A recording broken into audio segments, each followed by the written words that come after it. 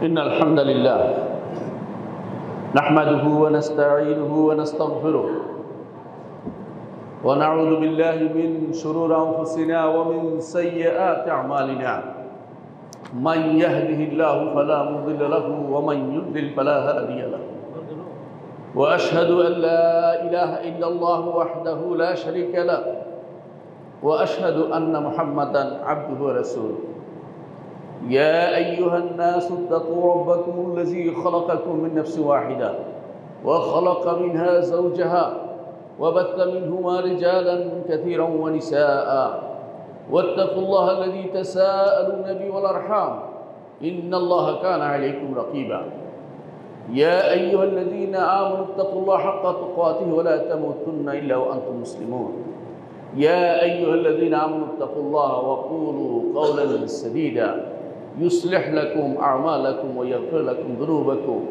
ومن يطع الله ورسوله فقد فاز فوزا عظيما أما بعد فإن أصدق الحديث كتاب الله وخير الهدي هدي محمد صلى الله عليه وسلم وشر الأمور محدثاتها وكل محدثة بدعة وكل بدعة ضلالة وكل ضلالة في النار أيها الناس اتقوا الله واعلموا أن الله عز وجل جعل الجنة ثمن التقوى فمن لم يتق الله عز وجل لا يدخل الجنة قال الله عز وجل تلك الجنة التي أورثتموها بما كنتم تعملون সম্মানিত মুসল্লিয়ান ইকরাম, আমি আমার নিজেকে আপনাদেরকে আল্লাহর তাকওয়া অবলম্বন করার অনুরোধ জানাচ্ছি। যেই তাকওয়া অবলম্বন করলে আমরা আল্লাহর জান্নাত পেয়ে ধন্য হতে পারব। যতক্ষণ তাকওয়ার অধিকারী না হবে কোনো ব্যক্তি জান্নাতে যেতে পারবে না। এই জন্য সবসময় আমরা তাকওয়ার নসিহত করি, নিজেকেও আপনাদেরকে তাকওয়ার নসিহত করে থাকি। সম্মানিত মুসল্লিয়ান ইকরাম, মুত্তাকি যারা, এদের মধ্যে সেরা হচ্ছেন মুহাম্মদুর রাসূলুল্লাহ সাল্লাল্লাহু আলাইহি ওয়াসাল্লাম। নবীদের পরে মুত্তাকি হচ্ছে সিদ্দিকরা। আমরা আপনাদের এখানে খুতবা আলোচনা করেছি আবু বকর সিদ্দিক রাদিয়াল্লাহু আনহু সম্পর্কে। এরপরে আমরা শহীদদের নিয়ে আলোচনা করেছি, তার মধ্যে আলোচনা আছে ওমর এবং ওসমান। আজকে ইনশাআল্লাহ আমরা আলোচনা করব আলী ইবনে আবি তালেব রাদিয়াল্লাহু আনহু সম্পর্কে, কারণ তিনিও মুত্তাকিদের মধ্যে একজন ছিলেন। আমাদের কথা নয়, আল্লাহ এবং তার রাসূলের বাণীতে তার প্রতি এরকম আল্লাহ এবং তার রাসূলের পক্ষ থেকে ঘোষণা এসেছে যে তিনি আল্লাহ এবং তার রাসূলের প্রিয় বান্দা ছিলেন। তাকে নিয়ে আজকে আমরা আলোচনা করব। এই জন্য আমাদের সমাজের বেশিরভাগ যুবকরা এখন আদর্শ হারিয়ে ফেলেছে। কার মতো হবে সেটা তারা শিখে নাই, কার মতো হতে হবে না জেনে তারা বিভিন্ন রকমের আদর্শ খোঁজে। কিন্তু আমাদেরকে তো সাহাবায়ে কেরামকে সবসময় আমাদের চোখের সামনে রাখতে হবে। সাহাবায়ে কেরামের মধ্যে 4 খলিফার মধ্যে চতুর্থ খলিফা হচ্ছেন আলী ইবনে আবি তালেব রাদিয়াল্লাহু আনহু। তার নাম হচ্ছে আলী ইবনে আবি তালেব ইবনে আব্দুল মুত্তালিব ইবনে হাশিম ইবনে আব্দুল মানাফ ইবনে কুসাই আল হাশিমি আল কুরাশি। রাসূলুল্লাহ সাল্লাল্লাহু আলাইহি ওয়াসাল্লামের চাচার ছেলে, চাচাতো ভাই ছিলেন। রাসূলুল্লাহ সাল্লাল্লাহু আলাইহি ওয়াসাল্লামের সাথে তার আব্দুল মুত্তালিবের কাছে গিয়ে মিলে যায়। আব্দুল মুত্তালিব যে সমস্ত সন্তান ছিল, সেই সন্তানগুলোর মধ্যে একজন হচ্ছে আবু তালেব, একজন হচ্ছে আবদুল্লাহ। আবদুল্লাহর সন্তান হচ্ছে মুহাম্মদুর রাসূলুল্লাহ সাল্লাল্লাহু আলাইহি ওয়াসাল্লাম, আর আবু তালেবের সন্তান হচ্ছে আলী ইবনে আবি তালেব রাদিয়াল্লাহু আনহু। সবচেয়ে কাছের মানুষ, রাসূলের সাহাবীদের মধ্যে সবচেয়ে কাছের, বিশেষ করে খলিফাদের মধ্যে সবচেয়ে কাছের হচ্ছেন আলী ইবনে আবি তালেব রাদিয়াল্লাহু আনহু। তার পিতা হচ্ছে আবু তালেব, যিনি আবদুল্লাহ রাসূলের পিতা, আবদুল্লাহর আপন ভাই। আর তার মা হচ্ছে ফাতেমা বিনতে আসাদ ইবনে হাশিম। আর এই হাশিম হচ্ছে রাসূলের পূর্বপুরুষ। হাশিম যে ছিল, তার ছেলে হচ্ছে আসাদ, তার মেয়ে হচ্ছে ফাতেমা। তিনি হচ্ছেন আবু তালেবের স্ত্রী এবং আলী রাদিয়াল্লাহু আনহুর মা। ফাতেমা বিনতে আসাদ বলা হয় ওনাকে। আর তিনি বলা হয়ে থাকে, তিনি হচ্ছেন প্রথম হাশিমিয়া, যিনি হাশিমির ঘরে বিয়ে হয়েছে এবং সেখানে সন্তান হয়েছে। তিনি হচ্ছেন প্রথম হাশিমিয়া, অর্থাৎ তার মা। তিনি ইসলাম গ্রহণ করেছেন এবং হিজরত করেছেন মদিনাতে মারা গিয়েছেন। রাসূলুল্লাহ সাল্লাল্লাহু আলাইহি ওয়াসাল্লাম তাকে নিজে দাফন করেছেন। আলী ইবনে আবি তালেব রাদিয়াল্লাহু আনহু যখন তার জন্ম হয়, তখন তার নাম রাখা হয়েছিল আসাদ। তারপর যখন তার মা তার নাম আসাদ রেখেছে, এর প্রমাণ আমরা পাই যখন তিনি খায়বারের যুদ্ধে মোরাহাবকে বলেছিলেন, আনাল্লাযী সাম্মাতনি উম্মি হায়দারা কালাইসা গাবাতিন কারিহাল মানজারি। আনাল্লাযী সাম্মাতনি উম্মি হায়দারা, হায়দারা অর্থ হলো বাঘ, আসাদ তো সিংহ, অর্থাৎ সিংহ, আমাকে আমার মা সিংহ নাম রেখেছে। কিন্তু যখন আবু তালেব তিনি দেশে ছিলেন না, এলাকায় ছিলেন না, তিনি যখন ফিরে আসে দেখলেন সন্তানের নাম আসাদ রাখা হয়েছে, তিনি পছন্দ করেন নাই, তিনি নাম রেখেছেন আলী। তিনি আলী ইবনে আবি তালেবের কুনিয়ত ছিল আবুল হাসান। তার হাসান ইবনে আলী তার বড় সন্তান, আর সাধারণত কুনিয়ত হতে হয় বড় সন্তানের নামে। আর আরেক কুনিয়ত ছিল তার আবু তোরাব। আবু তোরাব তো মাটিওয়ালা, মাটির বাপ নয়, মাটিওয়ালা। আর সেই ঘটনা আপনারা জানেন, একদিন রাসূলুল্লাহ সাল্লাল্লাহু আলাইহি ওয়াসাল্লাম তিনি খোঁজ নিতে গেলেন তার কন্যা, জিজ্ঞাসা করলেন আলী কোথায়? বলে আমার সাথে কি কথা নিয়ে মন খারাপ করে বাইরে চলে গেছে, খুঁজে পাচ্ছি না। রাসূলুল্লাহ সাল্লাল্লাহু আলাইহি ওয়াসাল্লাম বলেন আমি দেখি, খুঁজে দেখি। তিনি মসজিদে গিয়ে দেখেন যে তিনি মাটিতে শুয়ে আছেন, গায়ে মাটি লেগে আছে। তখন রসুল বলেছিলেন যে কুমিয়া আবা তোরাব, আবু তোরাব দাঁড়াও। সেই থেকে তার আবু তোরাব তার কুনিয়ত পড়ে গিয়েছিল। তার আরেকটু কুনিয়ত ছিল আবু কুসাম, কারণ তিনি যাকে ধরতেন তাকে ছাড়তেন না শত্রু যুদ্ধে, এই জন্য তার আবু কুসাম। কুসাম অর্থ হলো যিনি কাউকে ছিন্ন ভিন্ন করে ফেলে, সেরকম ব্যক্তিত্ব ছিলেন আলী ইবনে আবি তালেব রাদিয়াল্লাহু আনহু। তার জন্ম কখন হয়েছে বিভিন্ন মত রয়েছে। কারণ হচ্ছে জাহিলি যুগে কেউ জন্মসন হিসাব করে রাখতো না, মানুষ কর্মে বড় হতো, জন্মে বড় হতো না। এখনও মানুষ জন্মে বড় হয় না, কর্মেই বড় হয়। কিন্তু মানুষ এখন জন্মদিন পালন করে, অথচ জন্মের তার কোনো হাতই নেই জন্মের সাথে। 1 মিনিট আগে পরে জন্মের বিষয়ে তার কোনো হাত নেই। আল্লাহ যখন তাকে দুনিয়াতে আনবেন তখনই তো আসবে। এই জন্য আলী ইবনে আবি তালেব রাদিয়াল্লাহু আনহুর জন্ম সন নিয়ে মতভেদ হয়েছে। কেউ বলেছেন যে হিজরতের রাসূলুল্লাহ সাল্লাল্লাহু আলাইহি ওয়াসাল্লাম নবুয়ত পাওয়ার 5 বছর আগে তার জন্ম হয়েছে। এমনকি বলতে বলতে কেউ নবুয়ত পাওয়ার 16 বছর আগে এটাও বলেছেন। কিন্তু বিশুদ্ধ মত হচ্ছে দুটি, এর মধ্যে বিখ্যাত মত দুটি। একটি হচ্ছে 10 বছর আগে, অর্থাৎ নবুয়তের 10 বছর আগে তার জন্ম হয়েছে। এইটা বলেন ইবনে ইসহাক এবং ইবনে হাজার এটাকে প্রাধান্য দিয়েছেন। কেউ বলেছেন 5 বছর, ইমাম তবারি এটাকে প্রাধান্য দিয়েছেন। অধিকাংশের মত হচ্ছে যে তিনি 10 বছরের, যখন রাসূলুল্লাহ সাল্লাল্লাহু আলাইহি ওয়াসাল্লাম নবুয়ত প্রাপ্ত হয়েছে তখন তার বয়স ছিল 10 বছর। কিন্তু যেই মতটি বিশুদ্ধ বেশি সেটা হচ্ছে তার বয়স ছিল 5 বছর, অর্থাৎ তিনি ছোট ছিলেন। তার জন্ম সম্পর্কে খুব প্রসিদ্ধ মত অনেকে বলে থাকে কাবার ভিতরে তার জন্ম হয়েছে। এই কথাটি আসলে বিশুদ্ধ সনদ সাব্যস্ত হয়নি। বিশুদ্ধ সনদ সাব্যস্ত হচ্ছে তিনি শিয়াবে বনি আমের বলা হয়, শিয়াবে আবি তালেব বলা এখনও, সেই জায়গাতে তার জন্ম হয়েছে। এবং সেখানে পরবর্তীতে তারা সেখানেই বন্দী ছিলেন। ইসলাম গ্রহণ করার পরে, সেটা আপনারা জানেন, সেই জায়গাতেই তাদের বাড়ি ছিল, সেখানে তার জন্ম হয়েছিল। কাবার ভিতরে জন্ম হওয়ার মধ্যে কোনো অতিরিক্ত কোনো ফজিলত নেই, কারণ এটা যে কোনো মানুষের জন্ম যে কোনো জায়গায় হতে পারে। এটা নিয়ে ফজিলতের কিছু উল্লেখ করার কোনো কারণ নেই। রাসূলুল্লাহ সাল্লাল্লাহু আলাইহি ওয়াসাল্লাম, আপনারা জানেন যে রাসূলুল্লাহ সাল্লাল্লাহু আলাইহি ওয়াসাল্লাম যখন ছোট ছিলেন তখন তাকে প্রতিপালন করেছেন তার দাদা আব্দুল মুত্তালিব। কিন্তু আব্দুল মুত্তালিবের মৃত্যুর পরে তাকে প্রতিপালন করেছেন আবু তালেব। আবু তালেব যখন তাকে প্রতিপালন করেছেন তখন তিনি অত্যন্ত রসুলের প্রতি অত্যন্ত দয়াদ্র ছিলেন এবং তাকে নিয়ে সফরে এবং একামতে সর্ব অবস্থায় তার সাথী ছিলেন। সেইটার প্রতিদান দেওয়ার জন্য যখন আবু তালেব বৃদ্ধ হয়ে গেলেন তখন তার সন্তানদেরকে সবাই তার ভাইরা ভাগ করে নিল। রাসূলুল্লাহ সাল্লাল্লাহু আলাইহি ওয়াসাল্লাম নিজেও আলী ইবনে আবি তালেবকে তার কাছে নিয়ে আসলেন যে আবু তালেবের পক্ষে তাকে এখন লালন পালন করা সম্ভব না। তিনি সেটার প্রতিদান দিলেন যাতে করে রাসূলুল্লাহ সাল্লাল্লাহু আলাইহি ওয়াসাল্লামের উপরে কারোর প্রতিদান না থেকে যায়। এই জন্য তিনি ছোট অবস্থাতেই আলী ইবনে আবি তালেবকে তার ঘরে নিয়ে আসলেন, সেখানে তাকে লালন পালন করলেন। রাসূলুল্লাহ সাল্লাল্লাহু আলাইহি ওয়াসাল্লামের ঘরে তিনি প্রতিপালিত হয়েছেন। রাসূলুল্লাহ সাল্লাল্লাহু আলাইহি ওয়াসাল্লামের ঘরে তিনি প্রতিপালিত হয়েছেন এবং সেই ঘরেই তিনি দেখেছেন ইসলামের, রাসূলুল্লাহ সাল্লাল্লাহু আলাইহি ওয়াসাল্লামের নবুয়তের প্রথম অবস্থায় তিনি সেটাকে চোখে দেখেছিলেন। তিনি হচ্ছেন আলী ইবনে আবি তালেব রাদিয়াল্লাহু আনহু। বলা হয়ে থাকে তিনি প্রথম ইসলাম গ্রহণ করেছেন। ইমাম মুসনাদ আহমদের একটা হাদিসে সেটা উল্লেখ আছে।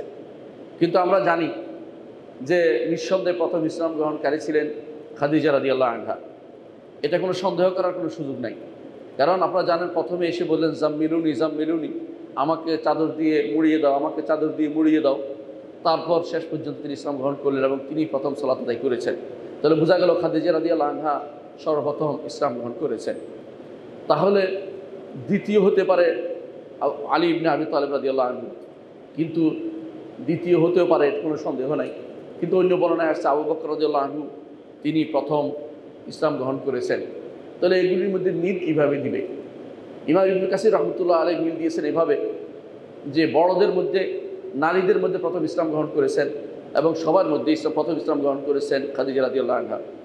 আর পুরুষদের মধ্যে প্রথম ইসলাম গ্রহণ করেছেন আবু বকর রাদিয়াল্লাহু আনহু।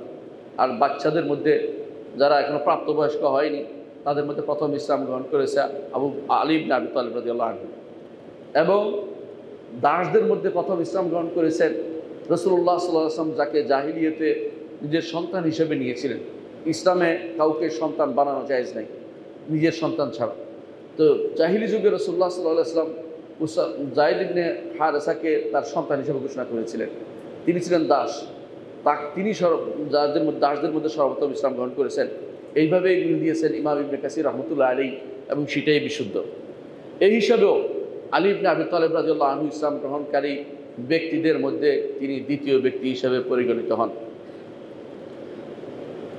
তার সম্পর্কে তার এবং সুফিয়ান ইবনে সাউরি রাহমাতুল্লাহ আলাইহি বলেন, সুফিয়ান ইবনে সাঈদ আত-তাউরি রাহমাতুল্লাহ আলাইহি বলেন, দুইজনের মহব্বত যদি কারো অন্তরে একসাথে ঢুকে, আলী এবং ওসমান, গত সপ্তাহে আমরা ওসমান ইবনে আফফান রাদিয়াল্লাহু নিয়ে আলোচনা করেছি, দুইজনের মহব্বত যদি কারো অন্তরে থাকে, মনে করতে হবে সেই ব্যক্তি হচ্ছে সবচেয়ে শরীফ ব্যক্তিদের একজন। অর্থাৎ যার অন্তরে দুজনের মহব্বত একসাথে থাকতে পারে, তিনি হচ্ছেন ওসমান এবং আলী। সেই ব্যক্তি হচ্ছে সবচেয়ে শরীফ এবং ইমানদারদের মধ্যে, এবং সেই ব্যক্তি হচ্ছে ভদ্র ব্যক্তিদের অন্তর্ভুক্ত। কারণ সাধারণত একজনের পক্ষপাতিত্ব মানুষের একটা স্বভাবে পরিণত হয়, সেটা যেন না হয় সেজন্য তিনি সেটা আমাদেরকে আগে জানিয়ে দিয়েছেন। কিন্তু আমরা জানি আলী ইবনে আবি তালেব রাদিয়াল্লাহু আনহু প্রচুর তার বিভিন্ন রকমের তার বৈশিষ্ট্য রয়েছে। এবং কী বৈশিষ্ট্য আমরা কোরআনে কারীমের আয়াত থেকে সেটা উল্লেখ করতে পারি। কোরআনে কারীম আল্লাহ তাআলা একটি আয়াত দিয়ে আমাদেরকে জানিয়ে দিয়েছেন আলী ইবনে আবি তালেবের বৈশিষ্ট্য। সেটা হচ্ছে বদরের যুদ্ধে যখন দুই পক্ষ দাঁড়িয়েছিল দুদিকে, সেই সময় আলী ইবনে আবি তালেব রাদিয়াল্লাহু আনহু সহ যারা মুসলিমদের পক্ষ ছিল, আরেকটা ছিল কাফেরদের পক্ষ, তাদের ঘরে কোরআনে কারীমের আয়াত নাজিল হয়েছে, হাযানে খাসমান ইখতাসামু ফি রাব্বিহিম, সূরা হজ্জের এই আয়াতটি, যে তারা দুটি দল আল্লাহ রবের ব্যাপারে তারা মতভেদ করেছে। একদল আল্লাহর পক্ষ নিয়েছে, একদল কাফেরদের পক্ষ নিয়েছে। আল্লাহ তাআলা যারা কাফেরদের পক্ষ তাদের জন্য বলেছেন তাদের জন্য রয়েছে আগুন, এবং তাদের জন্য রয়েছে এমন জামা, যে জামার ভিতরে আল কাতরার মতো জামা, যা দিয়ে তাদেরকে শাস্তি দেওয়া হবে। এবং আলেমরা সবাই একমত পর্যন্ত যে এখানে আলী ইবনে আবি তালেব রাদিয়াল্লাহু আনহু একজন ছিলেন। কারণ প্রথম যারা বদরের যুদ্ধে প্রথম যারা বের হয়েছিল, যারা মুবারাজা বলা হয়, মল্লযুদ্ধে বের হয়েছিলেন, তাদের মধ্যে প্রথম হচ্ছেন আলী ইবনে আবি তালেব রাদিয়াল্লাহু আনহু। দ্বিতীয়ত কোরআনে কারীম আল্লাহ তাআলা অন্য আয়াত বলেছেন, যখন আল্লাহ তাআলা কোরআনে কারীম উল্লেখ করেছেন তার নবীকে তার পরিবার সম্পর্কে আলোচনা করতে বলেছেন, তার পরিবারের ব্যাপারে। রাসূলুল্লাহ সাল্লাল্লাহু আলাইহি ওয়াসাল্লাম তখন আলী এবং ফাতেমা এবং হাসান হুসাইনকে ডেকে চাদরের ভিতরে ঢুকে বললেন, এরা হচ্ছে আমার পরিবার, এরা হচ্ছে আমার পরিবার। সেই হিসেবে আলী ইবনে আবি তালেব রাদিয়াল্লাহু আনহু রাসূলের পরিবারের অন্তর্ভুক্ত হিসাবে কোরআনে কারীমের স্বীকৃত আয়াত, ইন্নামা ইউরিদুল্লাহু লিইউযহিবা আনকুম আহলাল বাইতি ওয়া ইউতাহহিরাকুম লিইউযহিবা আনকুম রিজসা আহলাল বাইতি ওয়া ইউতাহহিরাকুম তাতহীরা। তার আরেকটি বৈশিষ্ট্য হচ্ছে, তৃতীয় বৈশিষ্ট্য হচ্ছে, তিনি ইসলামে, আমরা একটু আগেই বলেছি, ইসলাম গ্রহণকারীদের মধ্যে তিনি ছিলেন প্রথম, অর্থাৎ যারা বাচ্চাদের মধ্যে বা যাদেরকে অপ্রাপ্তবয়স্কদের মধ্যে তিনি ছিলেন প্রথম। চতুর্থ যে বৈশিষ্ট্য তা হচ্ছে যে হিজরতের রাতে রাসূলুল্লাহ সাল্লাল্লাহু আলাইহি ওয়াসাল্লাম তাকে রেখে গিয়েছিলেন তার বিছানাতে। এইটা ছিল তার বিশাল বৈশিষ্ট্য এই জন্য যে মৃত্যু হতে পারত যে কোনো সময়। কুরাইশরা চতুর্দিক থেকে ধেয়ে আসছে যে এক রাত্রিতে সবাই মিলে মুহাম্মদুর রাসূলুল্লাহ সাল্লাল্লাহু আলাইহি ওয়াসাল্লামকে শেষ করে দিবে, এটা তাদের সিদ্ধান্ত ছিল। রাসূলুল্লাহ সাল্লাল্লাহু আলাইহি ওয়াসাল্লামকে আল্লাহ তাআলা বেরিয়ে যেতে বললেন, তিনি হিজরতের জন্য বেরিয়ে চলে গেলেন। তার বিছানায় তিনি শুয়ে থাকতে বললেন আলী ইবনে আবি তালেব রাদিয়াল্লাহু আনহুকে। এটা যে কতটুকু মারাত্মক কাজ ছিল, কতটুকু ভয়ের কাজ ছিল, এটা যে কোনো মানুষ বুঝতে পারে যে এই সময়ে কে শুয়ে থাকতে পারে এই বিছানায়, যে বিছানায় মুহাম্মদুর রাসূলুল্লাহ সাল্লাল্লাহু আলাইহি ওয়াসাল্লামকে শুয়ে থাকবেন, আর মানুষ তাকে কচু কাটা করার জন্য চতুর্দিক থেকে ধেয়ে আসছে, এখানে তিনি শুয়েছিলেন। এটা তার জন্য একটা বিশাল ব্যাপার, যে এটা তার নিজেকে তিনি জান কোরবান দেওয়ার মতো অবস্থা ছিল রাসূলুল্লাহ সাল্লাল্লাহু আলাইহি ওয়াসাল্লামের জন্য। তৃতীয় বৈশিষ্ট্য হচ্ছে তিনি রাসূলুল্লাহ সাল্লাল্লাহু আলাইহি পঞ্চম বৈশিষ্ট্য হচ্ছে রাসূলুল্লাহ সাল্লাল্লাহু আলাইহি ওয়াসাল্লামের ওহী লেখক ছিলেন। তিনি ওহী লেখক ছিলেন এবং তিনি আমিন ছিলেন, রসুলের কাছে আমানতদার ছিলেন। এই জন্য রাসূলুল্লাহ সাল্লাল্লাহু আলাইহি ওয়াসাল্লাম তাকে দিয়ে ওহী লিখিয়েছিলেন। ষষ্ঠ বৈশিষ্ট্য হচ্ছে যে রাসূলুল্লাহ সাল্লাল্লাহু আলাইহি ওয়াসাল্লাম তার কাছে তার প্রিয়তম কন্যাকে বিয়ে দিয়েছিলেন, অর্থাৎ ফাতেমাকে বিয়ে দিয়েছিলেন। রাসূল বলেছেন ফাতেমা তো বিদআতুম মিন্নি, ফাতেমা আমার একটি টুকরা। এই জন্য তিনি তাকে আলী ইবনে আবি তালেবের সাথে বিয়ে দিয়েছিলেন। সেই ঘটনা, আপনার বিস্তারিত ঘটনা আমরা বলবো, শুধু কিছু বৈশিষ্ট্য কথা উল্লেখ করছি। সপ্তম বৈশিষ্ট্য হচ্ছে যে হুদায়বিয়ার সন্ধির দিন রাসূলুল্লাহ সাল্লাল্লাহু আলাইহি ওয়াসাল্লাম যখন হুদায়বিয়াতে অবস্থান করছেন, তখন কিছু দাস যারা মক্কাতে কষ্ট পাচ্ছিল তারা ছুটে চলে আসছে রাসূলের কাছে। এমন সময় কুরাইশরা পাঠিয়ে দিল এদেরকে ফেরত দিতে হবে। তখনও চুক্তি হয় নাই। রাসূলুল্লাহ সাল্লাল্লাহু আলাইহি ওয়াসাল্লাম তাদেরকে ফেরত দিতে রাজি হলেন না। এমন সময় তারা বলল তাহলে যুদ্ধ করে নিয়ে যাবে। রাসূল বলেছিলেন, হে কুরাইশ সম্প্রদায়, তোমরা হয় এই সমস্ত যুদ্ধ থেকে বিরত থাকবে, এদেরকে না নেওয়া থেকে বিরত থাকবে, এদেরকে আমার কাছে ছেড়ে দিবে, নইলে আমি এই দিনের জন্য তোমাদের জন্য এমন লোককে পাঠাবো যার অন্তরকে আল্লাহ তাআলা দিনের জন্য পরীক্ষা করে নিয়েছেন। সবাই উৎসুক নয়নে তাকে তাকে হয়তো পাঠানো হবে, কিন্তু শেষে তিনি বললেন জুতো সিলেটছে যে তাকে পাঠানো হবে। তিনি তখন রাসূলুল্লাহ সাল্লাল্লাহু আলাইহি ওয়াসাল্লাম জুতো সিলেটছিলেন। রাসূলুল্লাহ সাল্লাল্লাহু আলাইহি ওয়াসাল্লাম তাকে বললেন তার জুতোটা সিলেটেন। তিনি বললেন খাসিফুন নাল, যে খাসিফুন নাল গিয়ে তোমাদেরকে কচু কাটা করতে পারবে, তিনি হচ্ছেন আলী ইবনে আবি তালেব রাদিয়াল্লাহু আনহু। ইমাম তিরমিজি আবু দাউদ হাদিসটি বর্ণনা করেছেন। আর অষ্টম যে বৈশিষ্ট্য সেটা হচ্ছে রাসূলুল্লাহ সাল্লাল্লাহু আলাইহি ওয়াসাল্লাম খায়বরের যুদ্ধের দিনে তিনি কোনোভাবেই যুদ্ধ জয়ের দিকে নিয়ে যেতে পারছিলেন না। আল্লাহর ইচ্ছা যে তিনি এমন লোকের হাত দিয়ে বিজয় দিবেন তাকে আল্লাহ এবং তার রাসূল ভালোবাসে। রাসূলুল্লাহ সাল্লাল্লাহু আলাইহি ওয়াসাল্লাম একদিন বললেন আগামী দিন আমি আমার ঝান্ডা এমন এক ব্যক্তির কাছে দিব যাকে আল্লাহ এবং তার রাসূল ভালোবাসে, তার হাতে আল্লাহ তাআলা বিজয় দিবেন। পরের দিন অনেক সাহাবী সারা রাত বিনিদ্র যাপন করেছেন যে আমাকে হয়তো ডাকা হবে। কিন্তু তিনি পরের দিন সকালবেলা ডাকলেন যে কে আছে, আলী ইবনে আবি তালেব কোথায়, তাকে খোঁজ দাও। বলে তিনি তো চোখে ব্যথা করছে, এই জন্য শুয়ে আছে। বলে তাকে আসতে বলো। আসার পর তিনি তার থুতু লাগিয়ে দিলেন তার চোখে এবং তিনি বললেন আল্লাহ তাকে গরম এবং শীত সহ্য করার ক্ষমতা দাও। এরপর থেকে তার এই ক্ষমতা অর্জিত হয়েছে এবং তার চোখে যেন কোনো ব্যথা নেই, তা ব্যথা দূর হয়ে গেছে। এবং তিনি বললেন যে তুমি যুদ্ধ করবে। রাসূলুল্লাহ সাল্লাল্লাহু আলাইহি ওয়াসাল্লাম থেকে দিক নির্দেশনা নিয়ে তিনি যুদ্ধ করেছেন এবং আল্লাহ তাআলা সেই যুদ্ধে জয় দিয়েছেন আলী ইবনে আবি তালেব রাদিয়াল্লাহু আনহু হাতে। নবম বৈশিষ্ট্য হচ্ছে উমরাতুল কাদা, অর্থাৎ হুদায়বিয়ার পরের বছর রাসূলুল্লাহ সাল্লাল্লাহু আলাইহি ওয়াসাল্লাম তাকে বলেছিলেন আনতা মিন্নি, তুমি আমার থেকে, ও আনা মিনকা, আমি তোমার থেকে। অর্থাৎ ইবনে হাজার রাহমাতুল্লাহ আলাইহির অর্থ হচ্ছে বংশ, তুমি আমার বংশের লোক এবং তুমি আমার জামাই এবং আমি তোমার শ্বশুর। অনুরূপভাবে ইসলাম গ্রহণের দিক থেকেও তুমি আমার আগে, তুমি আমার প্রথম সাহাবীদের অন্তর্ভুক্ত যারা আগে ইসলাম গ্রহণ করেছে এবং তুমি আমার ঢাল হিসেবে আমার পক্ষে কাজ করছো, ভালোবাসার জন্য তুমি আমার সবচেয়ে কাছের মানুষ। এই হিসেবে রাসূলুল্লাহ সাল্লাল্লাহু আলাইহি ওয়াসাল্লাম বলেছেন তাকে স্পষ্টভাবে যে তুমি আমার পক্ষের লোক। ইমাম বুখারী হাদিসটি বর্ণনা করেছেন আমি তোমার থেকে, তুমি আমার থেকে অর্থ এটাই, অর্থাৎ আমার বংশ তোমার বংশের মাধ্যমে প্রসারিত হবে। কারণ রাসূলুল্লাহ সাল্লাল্লাহু আলাইহি ওয়াসাল্লামের বংশ আলী ইবনে আবি তালেব রাদিয়াল্লাহু আনহুর বংশ দিয়েই শেষ পর্যন্ত সারা দুনিয়াতে ছড়িয়ে পড়েছে। দশম বৈশিষ্ট্য হচ্ছে তাবুকের যুদ্ধে রাসূলুল্লাহ সাল্লাল্লাহু আলাইহি ওয়াসাল্লাম তাকে মদিনায় দায়িত্ব দিয়ে গিয়েছিলেন। রাসূলুল্লাহ সাল্লাল্লাহু আলাইহি ওয়াসাল্লাম তাবুকের যুদ্ধে সবাইকে নিয়ে গেছেন, কিন্তু মদিনায় রেখে গেছেন আলী ইবনে আবি তালেবকে মদিনার গভর্নর করে। তখন মুনাফিকরা বলতে আরম্ভ করলো যে আলীকে রেখে গেছে বাচ্চাদের কাছে, সে হয়তো পারবে না এই জন্য, অথবা তাকে ভয় করে এই জন্য, অথবা সে যুদ্ধ করতে ভয় পায় এই জন্য নিজের জামাইকে রেখে গেছে। আলী ইবনে আবি তালেব রাদিয়াল্লাহু আনহু অত্যন্ত স্বাধীন চেতা মানুষ ছিলেন। এটা শুনে তার সহ্য হয়নি, তিনি দৌড়ে গেলেন রাসূলুল্লাহ সাল্লাল্লাহু আলাইহি ওয়াসাল্লামের কাছে। প্রতিমধ্যে ধরলেন যে আপনি আমাকে মেয়ের কাছে রেখে গেছেন, মেয়েদের কাছে রেখে গেছেন, আমি বীর পুরুষ, আমি মেয়েদের সাথে থাকতে চাই না। রাসূলুল্লাহ সাল্লাল্লাহু আলাইহি ওয়াসাল্লাম তখন তাকে একটি বাণী দিয়ে সান্ত্বনা দিয়েছিলেন।